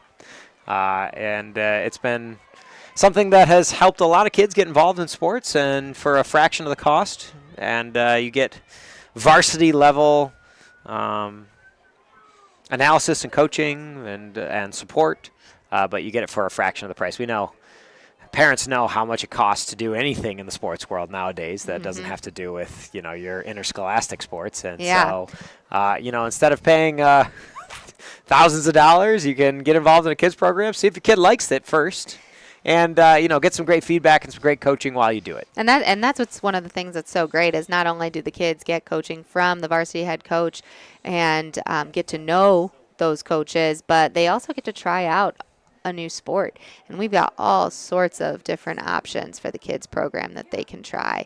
And again, for a very affordable price, you can see, hey, do I really like trying out this sport versus this sport? And getting all of those different opportunities. Absolutely. As we started another round of the girls 200-meter dash. This is heat number 9 of 11. Another program, we were talking about Ellen Weezy with the swim program. Another program we have at East Kentwood High School is the Lynx program. Absolutely. Alan runs that as well. And so that teaches, again, focusing on leadership skills for some of our students and getting them involved in different classes that they might not normally take. So there's something for everybody. Very cool. I see our Lynx kids every once in a while. We'll be working in the field house during 4th hour, and we'll see our Lynx kids in there working with all different kinds of students and just doing a fantastic job. It's so interesting when you pair kids together that may not always hang out or are in different classes, and they get to come together. It's amazing to watch some of those relationships blossom and grow, and it's cool to see kids take on a leadership role with younger students, or that's a really cool thing, and so it's fun to watch that. And even just growing those interpersonal skills. For sure. Absolutely. So something that we, in any school, you're trying to help kids succeed however you can, and through in all today's world, it's really important to be able to interact with anybody and everybody, and that's what we're trying to build. Yeah, and I think that's one of those soft skills that a lot of our classes are also trying to work on is building those communication skills, because no matter what you end up doing after high school, it's probably going to involve some sort of communication.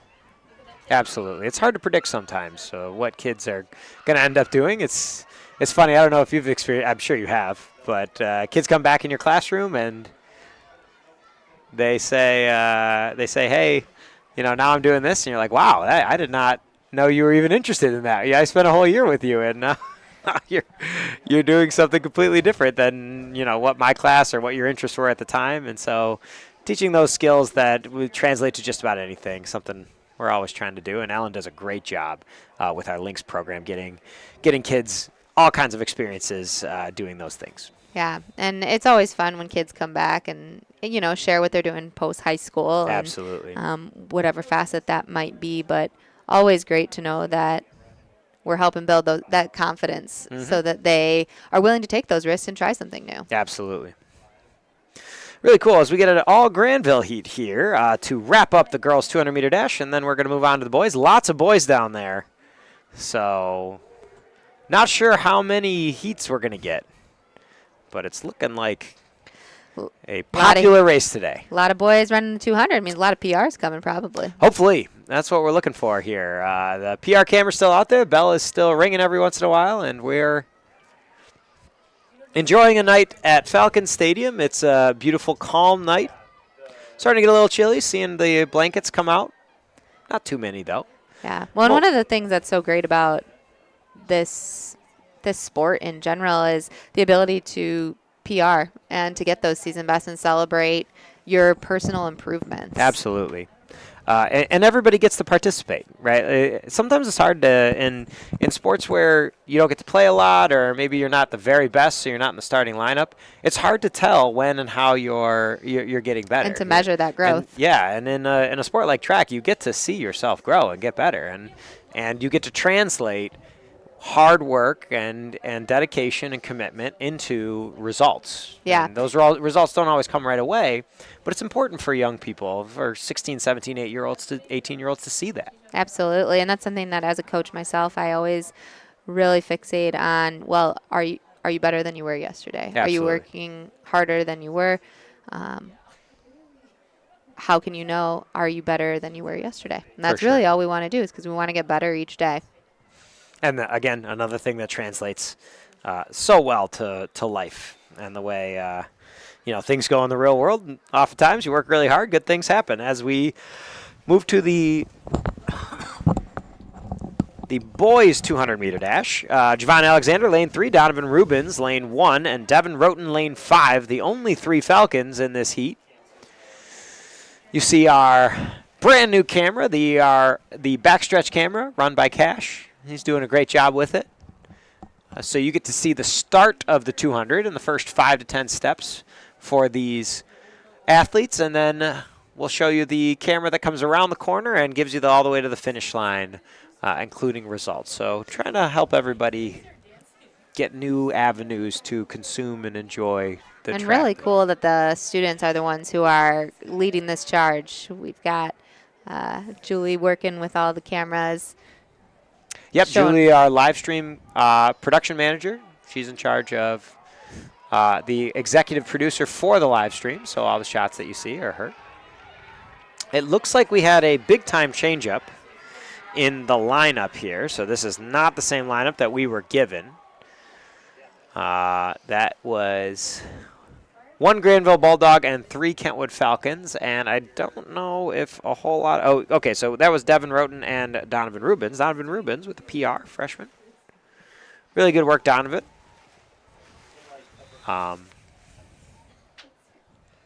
But yeah, I think we had some switch-ups for the boys 200-meter dash, so we're not going to be able to tell you exactly who is starting until they get to the blocks. Maybe this heat is a little bit more predictable. I think I see Cade Kaufman out there. Yeah, I do. I also see Mighty Edmonds next to him. So this lineup might be better. Malachi Daly, lane 1. Cade Kaufman, 3. Mighty Edmonds in lane 4. Samson Smingy in lane 5. Calvin King, lane 6. Owen Vanderveen, lane 7. Michael Swan, 8. And Miles Gesselman all the way in lane 9 here. As we take a look at our down the line cam and the start of the second heat of the boys 200. See Miles on the outside with a couple really good races today. There's Cade Kaufman just in your screen as we leave. It looks like that is that's Calvin King with the lead right now. Miles on the outside, really close. It's going to be a very close finish. Looks like Cade Kaufman might have found a way to get in third there. Owen Vanderveen in fourth. Gesselman, King, Vanderveen in that order. Gesselman and King pretty close. So good times from them. All PRs to start. Gesselman, King, Vanderveen, Kaufman, Mighty Edmonds. Well, all like 5 a lot PRs. So we're going to get some rings on the PR bell here before this is all said and done. But some really good times for that crew of the 200-meter. Nice work. Moving on to heat number 3.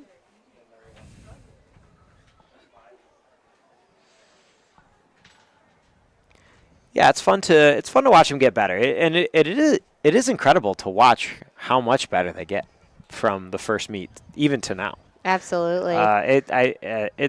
It's amazing to watch them get faster and better every single week. The amount of PRs that we talk about that are just flying is pretty incredible. Even out of the throwers and the pole vaulters and everybody involved. So and that's a result of not it looks like we're going to have a PR cam. We got a PR cam. There they are. Fantastic. I think that's one of our sprint crews. Very cool.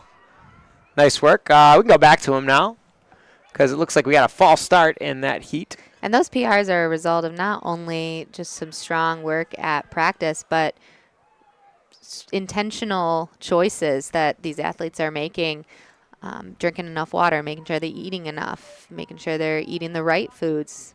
Maybe they're in a weight training class in PE. Yeah, and all these athletes make big-time sacrifices. As we can go back to the PR cam. That's Cade Kaufman ringing the bell. Don't know if he's happy about it, but he rang the bell.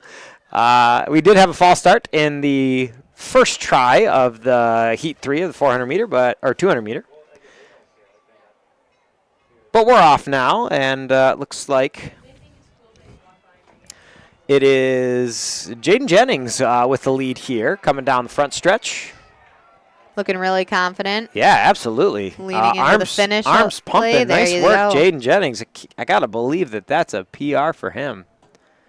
That was a... Yep, and there we go. Absolutely. 23.32 for Jaden. Austin Nelson with a PR, 24.33. And Ben Dilworth, the second from Grandville, with PR as well. Speedy day here at Falcon Stadium. Absolutely. And it's getting a little bit chilly out there. Lights are on. But still seeing some PRs flying around from... But these athletes are locked Falcons. In. Absolutely. They're focused and ready to go. And you were talking about this earlier, the amount of sacrifices they make.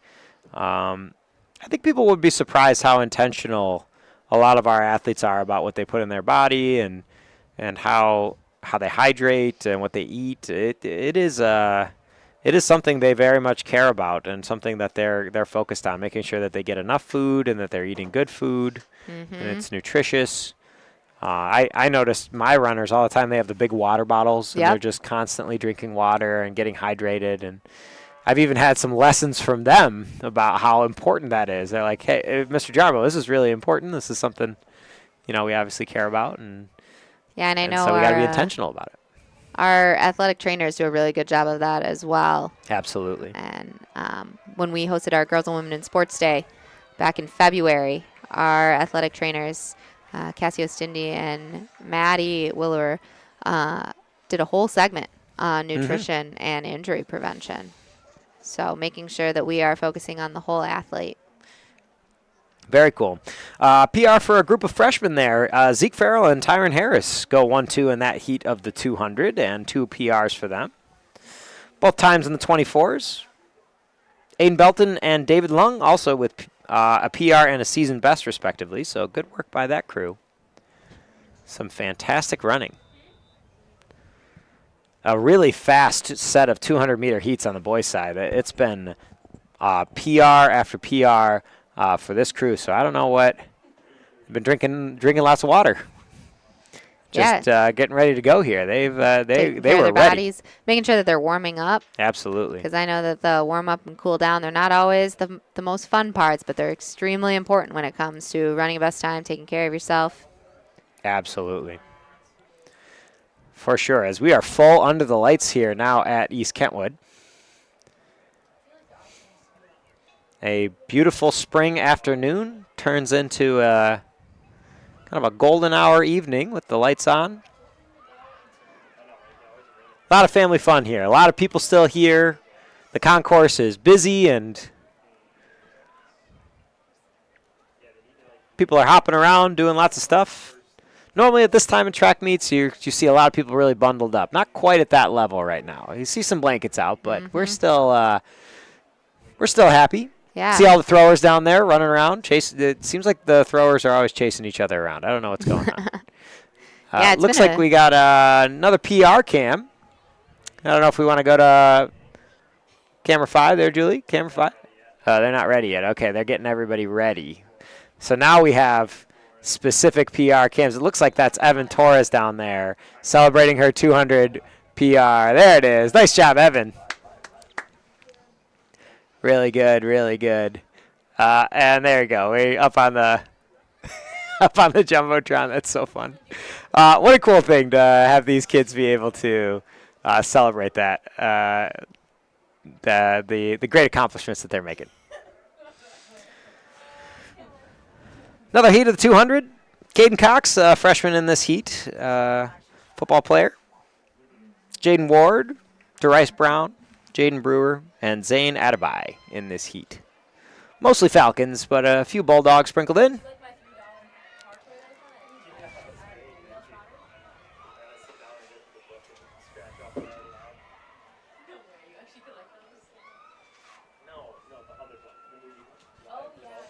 And a good heat there. Jackson Dodd, or Dude, from Grandville with PR, 25.18. Jaden Ward, DeRice Brown, and Jaden Brewer round out that crew. And all PRs for them. So we have 5 more heats of the 200-meter dash. Looks like we're back to the the PR cam. I don't know if Julie wants to flip to PR cam. There it is. There's the PR cam for the crew. What a fun thing. So a lot of 200-meter PRs today, so we get to watch them celebrate their growth. It's a new addition. That's a new addition. I like the PR cam. That's a good addition. Absolutely. Yeah, it's a fun way to celebrate. Celebrate each athlete out there. For sure. David Wynn in this heat in lane 2. Ace Bryant, the great sophomore wrestler in lane 5. Evan Niebauer, a great tennis player in lane 6 for your Falcons. And I've got David in my econ class. Another great student, multi-sport athlete. Absolutely, and just a ball of energy, David. Always talking to people, running around. And trying to do his best. So engaging and so fun to talk to. Looks like Evan's going to take that heat. A good run by it. That's got to be a PR for Evan. That was a good race by him. And it is a PR for Evan, 25.80. David Wynn with a PR, 26.26. And looks like Thales Mazadri in third, 26.30 for your Falcons. And they're running over to the PR belt now. There's another PR. Makes it a nice gathering spot, too, for absolutely. Really cool. For the meet there. For sure. It's become a gathering spot because we've had a lot of PRs today. Yeah, and it's great to watch everybody cheering on their teammates. For sure. You know, celebrating everybody's wins. Absolutely. Looks like we got another round of the 200 ready. So, yeah, we're going to wrap up our conversation here. Any final thoughts on the day there, Jasmine, before we have to let you go? Yeah, no, it's been a blast out here on the live stream. This is my first time. Yeah, thank you so much for being with. Thanks for sticking around as long as you did. We really appreciate it. I know you got to go, but final thoughts, pole vault, just track in general, school year, anything for us? Yeah, it's been busy, but it's been a lot of fun. I think that's because we have so many different things to get involved in. So, strong day out here at the track, at the pole vault pit. Lots of wins. And again, just celebrating every day. We're getting a little bit better, and that's all we can look for, right?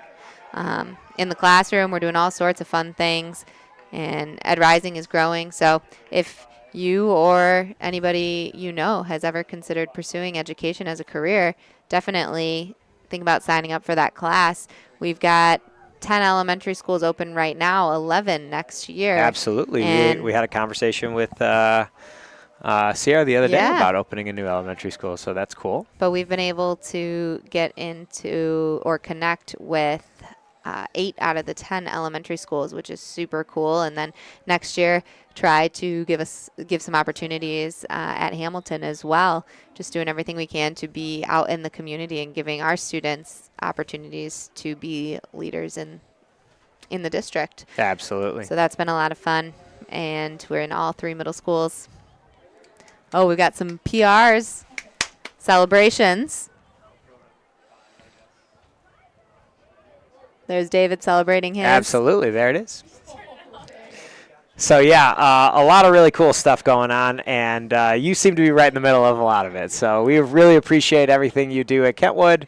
Thanks so much, Jasmine, for helping us and with everything and sticking around as long as you did today. Absolutely. For the commentary. If you are interested in Ed Rising, join Ed Rising. It's one of our fantastic programs at East Kentwood. Thank you so much, Jasmine. We really appreciate it. Thanks so much. It's been a blast. Absolutely. Have a great, great day. All right. As we move to another heat of the boys 200-meter run, that's heat 9 of 11. Here at Falcon Stadium. Just a beautiful night. Fantastic. We got all kinds of PRs flying around today and fantastic stuff. Kids celebrating some big-time record-breaking today. That was David Wynn with the PR there, and it looks like some throwers now have the PR belts on today.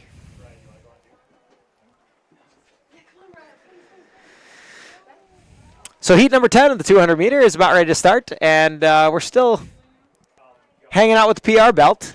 Wow, we got a whole crew there as we welcome our next guest to the live stream. Our next guest is a senior here at East Kentwood High School, and one of the original production club members, and an integral part of the production club system, everything that we do from Falcon News Network, and award-winning, Emmy-winning videographer, producer, Nua Hussein is on the live stream with us. Nua, how you doing? I'm doing very good. Today is it's a chilly day, but I like the chilliness. Absolutely. I don't think that there's a more appropriate, other than Owen. I don't know where Owen is.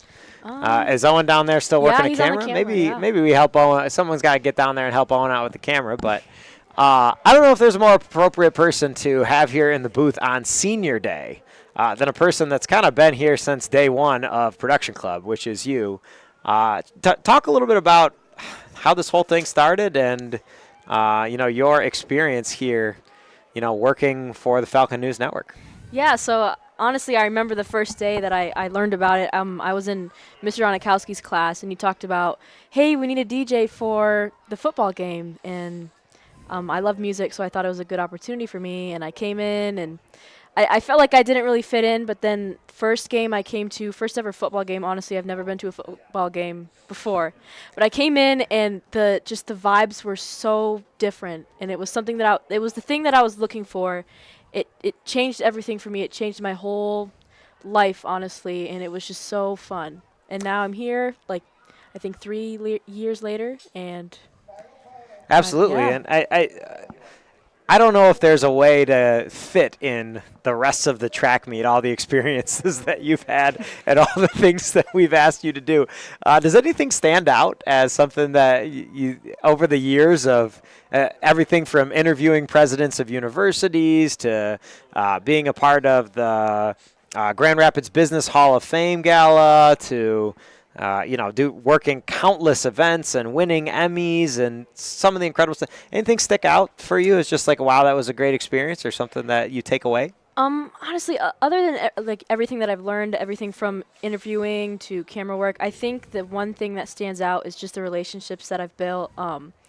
And it's just something that's going to hold on to me for the rest of my life. I mean, with you, Mr. Giarmo, and with Mr. Donikowski and my fellow friends and production club members, F&N members, I'm always going to remember all the people when I graduate that I've worked with and such. So, yeah.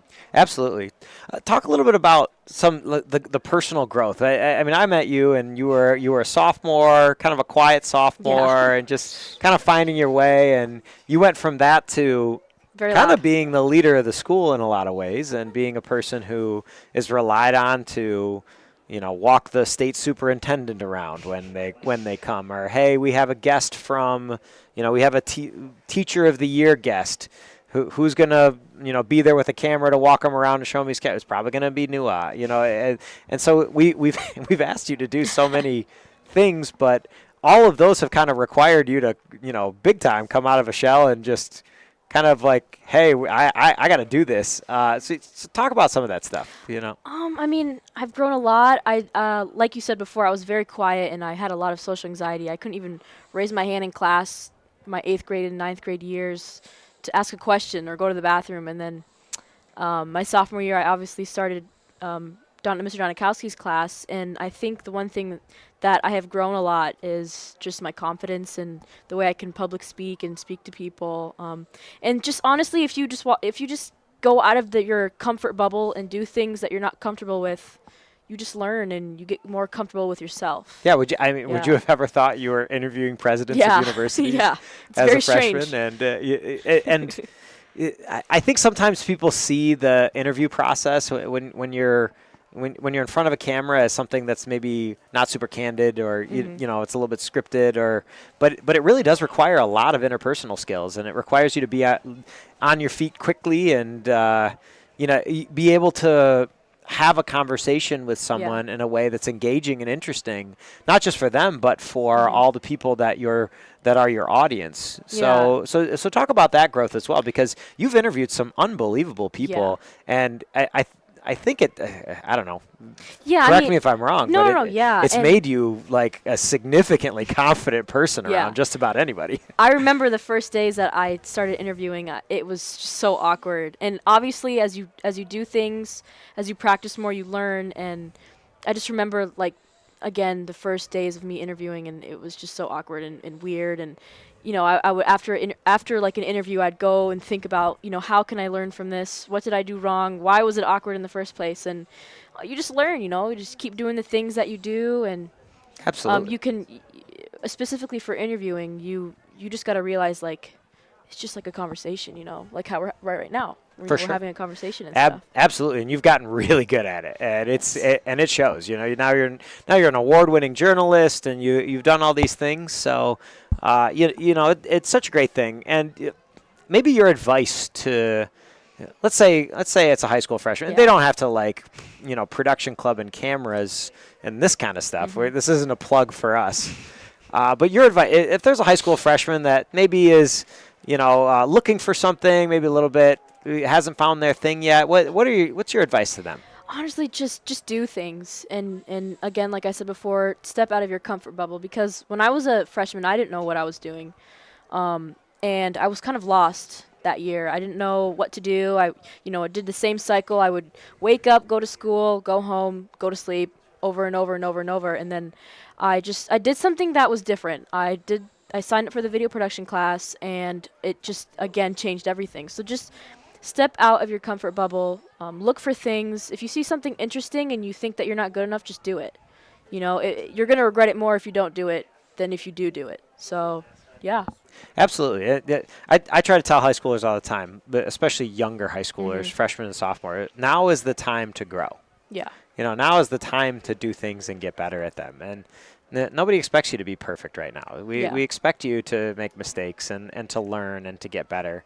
But that doesn't necessarily mean that, you know, making mistakes doesn't mean that you just shouldn't try something. Trying stuff is what being a freshman and a sophomore is all about. And it's all about just getting into it. My mom taught Absolutely. me, she always wanted to be, like, do theater and stuff. And she told me, she's like, if you have something you're interested in, just do it. Because she said, when I was in high school, I did theater my senior year, and I never got to do any of the cool things, and I regretted it so much. So I take a lot of advice from my mom, but, you know, you just gotta do things, you know. Don't feel like you're not good enough. Don't feel like, you know, there's people that are obviously maybe better than you or have more experience, but maybe you can get to that point in the future if you just try. Absolutely, and that's the time to grow and get better. It's not a time to think, oh, I'm not good at this, or oh, I am good at this. It's a time to, like, say, oh, I'm going to try this, and I probably can get really good at it if I spend a lot of time doing it. That's just be involved. Like what I do for Production Club and FNN, I just come to every event, even if I'm not doing anything. Just you know, make relationships, be around. Yeah, because you never know who's going to be around and who's going to need you for what, and then all of a sudden you get a great opportunity. And so, yeah, that's great advice. Looking forward to graduation here. Anything you're nervous about? Are you excited about graduation day? How are you feeling about the graduation experience? There's mixed feelings. I mean, I'm still trying to figure out college a week before I have to decide. But, I mean, it's a very sad feeling because, you know, I've been here for 4 years, 3 years. I've been so involved with the school spirit and everything else. But it's just like I'm usually working the cameras during graduation, and I have to be down sitting. Yep, and we are now celebrating you. Yeah. It's every gonna be conversation. different Every year we have that conversation with our juniors where Yeah. we tell them next year this is going to be you.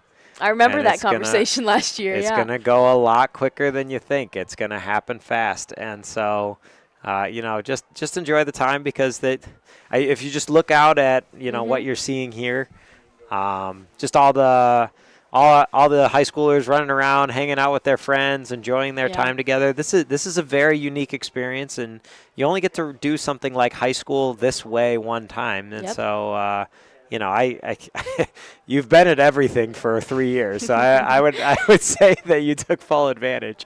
I don't know, just for the audience out there, I don't know if anybody has been to as many Falcon sporting events and other just events maybe in the last 3 years than Nua. I think she's been to just about everything. And you also had an opportunity, I think, which is really cool, to take on the social media for the athletic department. Yes. Talk a little bit about that, how that opportunity came up and how that's gone. I mean, it's so fun. It kind of makes me think maybe I should do marketing in the future. It's been a great experience, making all these designs and coming up with new ideas. I think about something new every day, and it goes through or it doesn't. But and it's a lot of work too. I mean, this is the first year they're doing it, and I'm glad that I was chosen to kind of start it up, and hopefully in the next few years or in the next 10, 20 years, it's going to be something even bigger.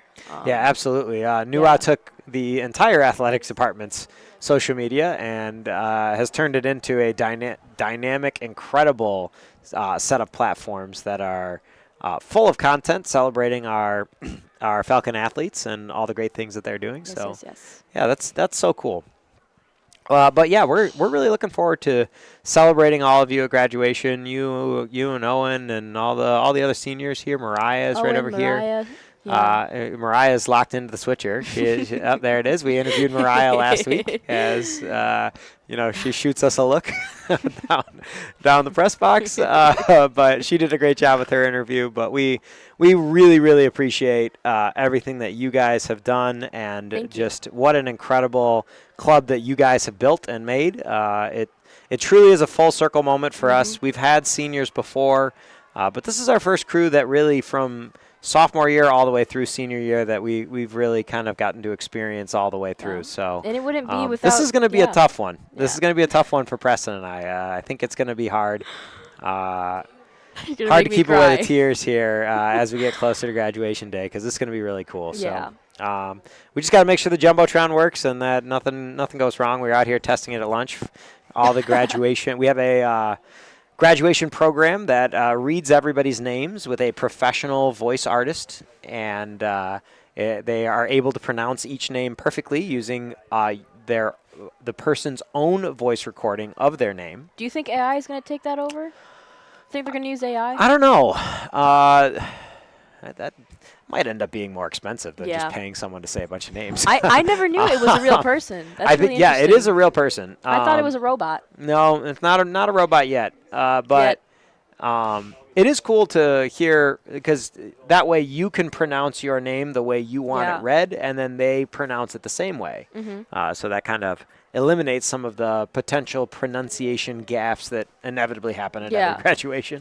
But it does require a little bit more from us, making sure that the sound system and the video board, which displays your name underneath as we get a live shot of you getting your diploma, all of that has to sync up audio-wise, visual-wise, and timing-wise. Yeah. And then we also have to, live stream it all. So So it's a lot of deliverables. Mr. Anikowski's down there with the mobile cam, just winging all that 4 Absolutely. hours. I don't know if he's going to have to do that this year, or we're going to give that to Ashanti or Chastity or someone else. Probably going to be a Donikowski thing. Yeah, I think he'll probably, one of the two of us will be down there. Yeah.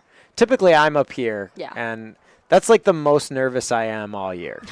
Is those those 3 hours before graduation? I'm like sitting in the corner, just like the squirrel from Ice Age, just like please nothing go wrong.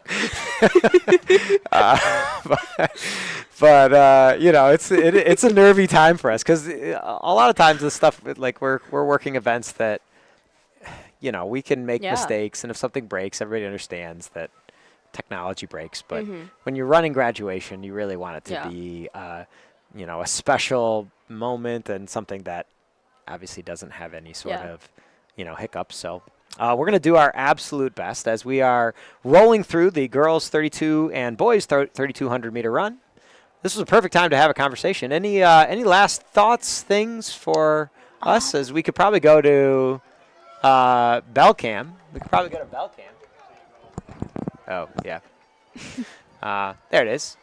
As we're wrapping up the 3,200 meter run, any final thoughts here, Noah? Hopefully you guys can get replay started next year.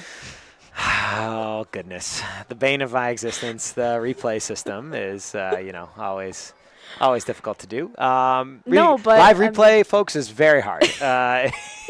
It's not easy. We've tried it for years. If anybody knows how to do it, we are more than happy to take an email or a phone call. If anybody knows how to do it with the equipment we have, which is, not ESPN level equipment. UFC level? Yeah, it's probably a few steps down from that. But yeah, that's always Yeah. difficult. That's really your final thought and question? No, for I me? mean I'm so replay. I hope to see. Yeah, that's one thing. But I do appreciate high expectations. Yeah, I appreciate everything you do and Mr. Onikowski do for all of us. Honestly, like you might think that you don't mean a lot because you're just high school teachers, but when I'm 38 or when I'm 48 doing hopefully documentary work, I'm still going to be thinking about you guys. Come back and do a documentary on Yeah, us. maybe I'll do that. I don't know if anybody would watch that or want to watch Oh, come that. on. But yeah, well, thank you so much Yes. for everything that you do. We really appreciate it, and you guys are just the best. So You're the thanks so best. much. All right, Julie, as we roll through the 3,200-meter run, we're going to take a quick break, it sounds like. Quick break, and then we'll be right back in about 2 minutes here from Falcon Field.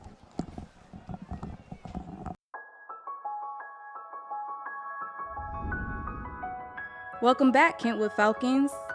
This is more than just a new school year. It's another chapter in your story.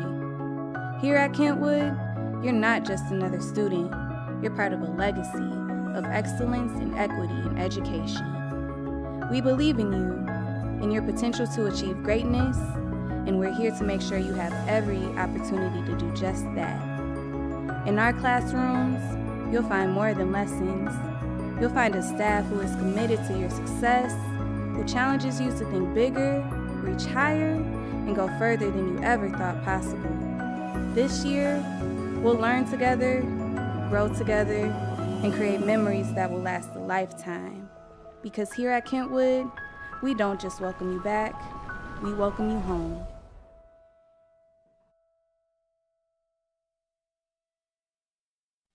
And back at Falcon Stadium, Preston McCuskey, Joe Marsiglia to bring you home on this one as we're still awaiting the results to be posted for the 3200s. They ran the girls and boys together. So the girls' scoreboard is up at the moment. Yeah, so as they get those times in, you can see the girls' scoreboard is up there since the girls technically run first. But since we are in combined, it might take a little bit longer to get these results clicked in with Michalowski and the crew down there. But they have done a great job all night. Yeah, that's a long event to do. It is. And to keep track, too. You know, I think about the fact that they're going around 8 times. So I think of the starter having to, like, keep track of who's on lap 6, who's on lap 7, and where are they at, who gets the final bell here and who not. So, yeah, that's a lot to keep track of. There's some of the results. So for the girls 3200, Simone McDarr for Grandville with the win at 13:12.22. Andy Burzma for Grandville. 13:23.98 is a PR for the sophomore. So 1-2 for Grandville there. Good showing in their distance squads. Waiting for Ava Lawrence, Slaney Godfrey. Yeah, as we wait their for times to pop. As we wait for those, currently with 15 events scored, East Kentwood boys with 105 points to Grandville's 18, and on the girls' side, 108 to Grandville's 15. So it was just one of those meets where we got to see runners run some races that they might not have. We saw Malachi Mosley run the 800, and I think they knew going into it based on times that they had some opportunities to kind of like stretch some folks and see where they might fit in the long run. Yep, absolutely. So a few more girls out there completing the 3200. We'll see if they have some boys results for that in. Not quite yet on the boys' side of things, but that should be coming momentarily. But yeah, one of those meets where everything went the Falcons' way. I'm not sure where their schedule takes them next, but the final home meet, the last time for some of these seniors in a dual meet here at least. Yes. The state track meet a couple more weeks away. Yeah, if you're a senior, how cool is that? That, you know, if you make the state meet, that you get to finish it on your home track. I know this will be our last year for a couple years. It should kick back to Rockford for the next 2. And so I do like that we do 2 years on, 2 years off. So it gives us that opportunity to continue with the same group of people that are working, because it takes a lot of hands, especially on that first Saturday basically of summer break. And so getting all those. So excited for that to be here as they currently get the girls 4x4 on the track. they're just kind of getting ready and getting them set. Yeah, for the boys 3200 meters, Grandville goes 1 through 3, but Jackson Bannister for EK finishing 6th with a PR, 11:26.25. Edwin Gorkowski 7th with a PR, 11:57.16. That is big. Like I said, PR Wednesdays, right? And this weather, it's getting a little chillier out there. The wind's getting a little heavier, but still favorable. Those guys were still running in, normal running clothes. They didn't have to bundle up, which is always good when you're trying to run those long distances. Yeah, so as we get ready for some of the final events of the evening, this one well in hand for East Kentwood. As we switch over to that, girls 4x4. EK's A team in lane 4, Grandville's in lane 5. EK's B in lane 2, Grandville in lane 7. So again, for EK, like you said, chance to kind of stretch out some runners. We saw the probably my favorite event of the year was the throwers 4x1 yes. for EK. It's poor Sincere pulled up with a hammy over there in the third exchange. I got to talk to him a little bit, and he was like, I wrestle and I sprint all the time for wrestling, and here I am. I do it once in track, and this is what happens. I did say, hey, Sincere, the restroom room's 90 degrees. Yeah. Out here it's a little bit cooler, and so if you're not warm, it's going to be a little tough. But I know they were pumped about that when we went to the Emmys. They were really excited about the opportunity to do that. So it's always fun when they can get those throwers out there and do it. And especially, the 4x1 is just such a fun race anyway. Yep. So they get to get on there. And their senior year wrapping things up. Yeah. Really, really cool. Yeah, coming up here, we're going to have the the varsity conference, JV conference. There's kind of like an invite thing happening up in Traverse City where you might see some of these guys like Reese Emiat might run the 100 again in that. So just allow for just a little extra fine tuning and figuring out before you hit regionals and the state finals. Yeah, as we are underway in the girls 4x4. Again, EK cycling in some new teams. This is EK's B team in lane 4, their first time running it this year, I think, at least for this group. Yep, I think so. And again, it's part of it, like just trying to see and giving girls the opportunity to maybe even change legs too. So, if someone started and you want to see where they're at in the second, third, or fourth leg, it gives them that opportunity to do so tonight. As they head into turn 3. And with this being senior night too, I know both teams will recognize all the senior athletes after the event. They'll be down there on the field, and parents are going to be, surrounding them. It's going to be really neat to kind of go off all the PRs that have happened and just all the successes that they've done and brought to the program that they'll be able to live on forever. Yeah, absolutely. So Grandville is going to take the first leg of this one, as their exchanges go smoothly. Also smooth ones for EK. And then again with the 4x4, once they hit that next curve, after that second person goes, then they can slide down into lane 1, and then we'll start seeing everybody back in lane 1.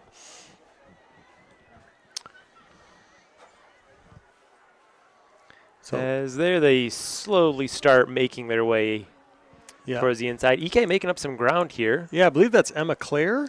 I think running. that's also, is that Kyra Holt? Kind of looks like Kyra Holt. So you got a couple long-distance runners here in the 4x4, which is pretty neat. So you think for them, this is a sprint for them. I mean, 400 is already a sprint, but when they're used to running mile, 2 mile, 800, they can really get moving, yes. I mean, Emma Claire right now, she's got her legs right now are so far. She's just clicking the steps and really making a comeback here. As they head down the front stretch, it's about a 12 to 13 yard lead for Grandville as their first exchange is smooth. Second one's good. First one for EK is good. Is that Lainey Godfrey, I believe? Yep, I believe that so. one. And the fourth exchange for East Kentwood also good. Yeah, and Godfrey, she was looking to start making some ground right there again. With Grandville's second runner. So about to pass her here on the back stretch. Yeah, really good. You see Tim Gums, Val Thompson are side by side about the 25-yard line over here, kind of looking on towards, maybe that's not Tim Gums, but Val Tomsma watching her long distance runner. And Lainey Godfrey, I think she's going to catch them both. I think she will. What a leg for her coming off that turn. And she is. There she goes heads Lainey into Godfrey the third lead. turn. Oh, that is beautiful. That is some great running in the 4x4 here by Godfrey. Coming down the back stretch, she's now in first with the two Grandville teams just behind her, given probably about 5 to 7 yards behind. Yeah, really great and gaining performance. momentum. She's actually Yeah, increasing she's the distance, expanding the distance between it. So great job by her as they go. There we go. Great handoff there as well.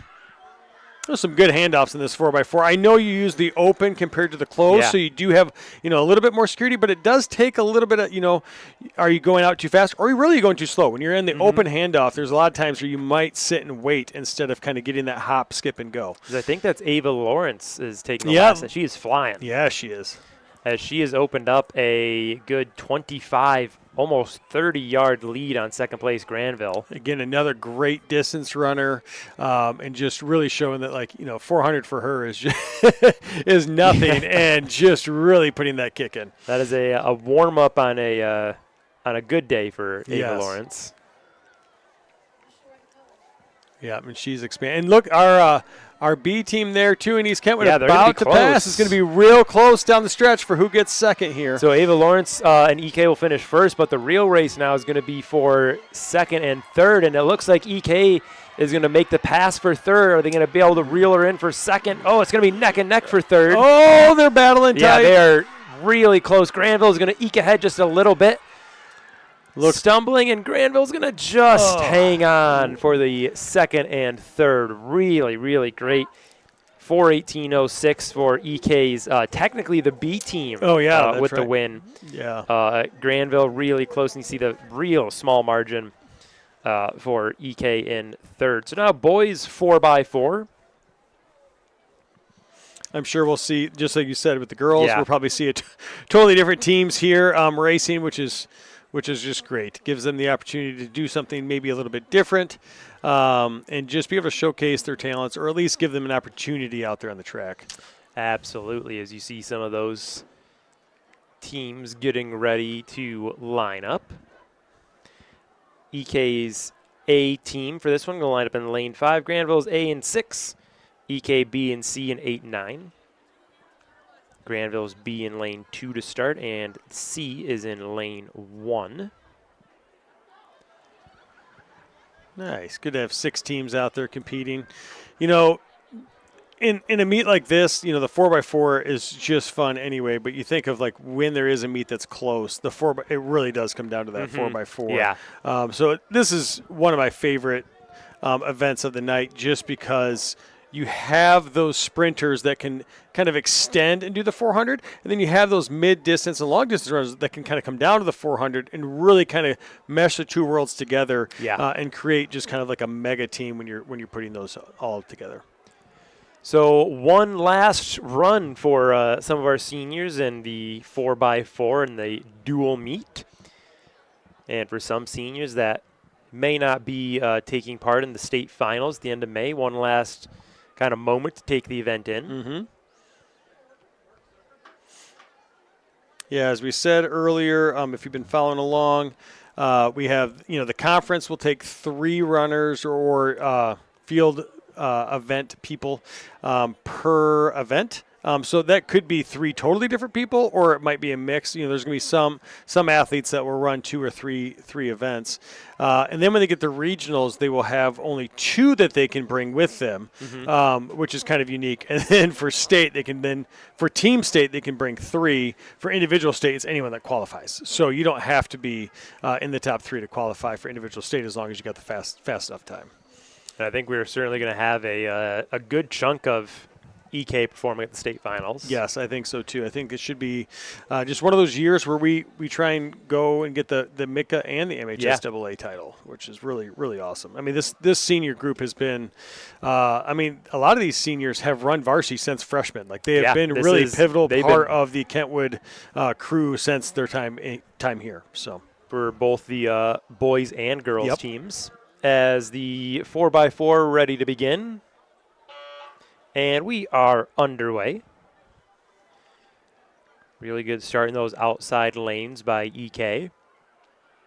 As that's going to be lane 8, the B team pulling away. Yeah, that B team came out real fast. That's really awesome to see.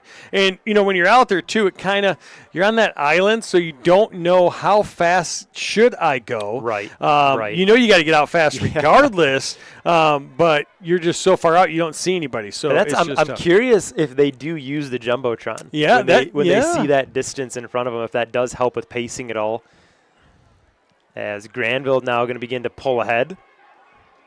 And you kind of see EK hit that wall in turns 3. So really good first leg there for Grandville. And you look at the flag right now, and there is little wind. Yeah, out no there. wind. So what they're running is what they're running. It's just the temperature that they're dealing with. No wind-aided times for the 4x4 tonight. So. Good clean handoffs for all of the teams as Grandville has about a half a turn lead.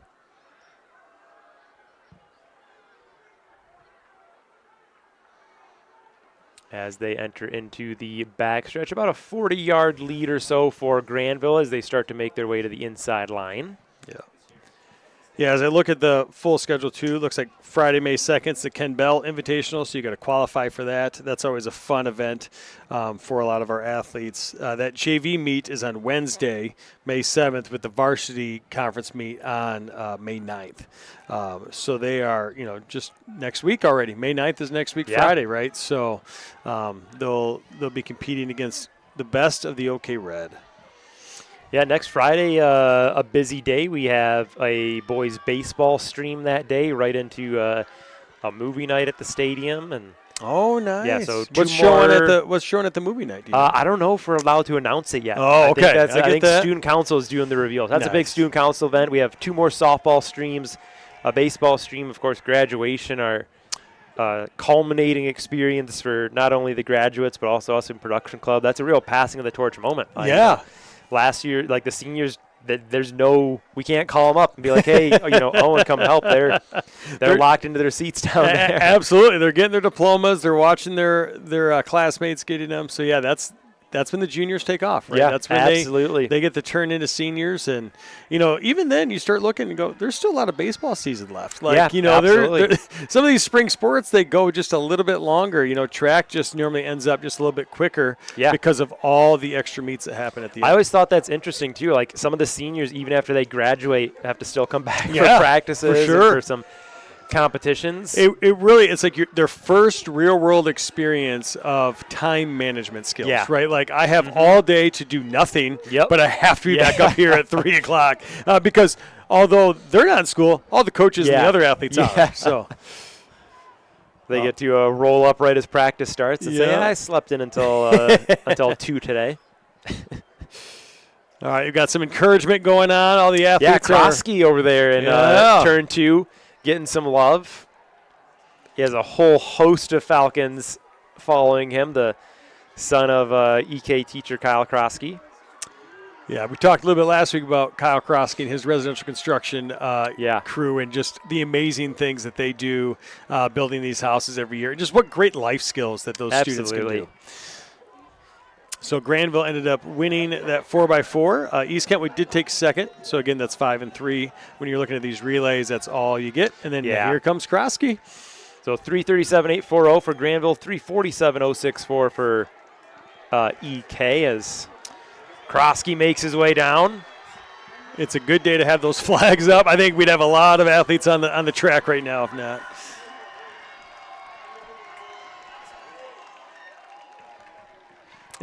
Crosses the finish line. Yeah, good job there by Krosky. We tried to catch him. We pull up camera 2. He's right there getting some love. Yeah, look at that. As he finishes, the big man getting some love. So big win overall for both the girls and boys as they collect the sweep in dominating fashion. And the boys, they set out what Dion Doris told me about a month ago. He said, Mr. D, we're sweeping our home meets. You can write it down right now. And the boys sweep at home. Girls 3-1 at home this year. So Joey, what are you looking forward to most about the next time we're here for EK Track, which is the state track finals? The state track finals is by far my favorite event, right? You just get to see all of these different athletes come through. I have a unique experience. I used to run the long jump. Now I get to run everywhere. So I am all over the place. So I get to see all these different athletes. But most importantly, like just being able to see our East Kentwood athletes compete against the best of the best. It's just a beautiful day. So I'm really excited to come back here and be ready for that meeting. So that'll be May 31st. Come out to Falcon Stadium and check that out. For Alex Giarmo, everyone at Production Club, Joey, thank you so much for joining us. Please stick around, watch the credits, all the hard work that those students have done. Signing off for Falcon Track and Field season.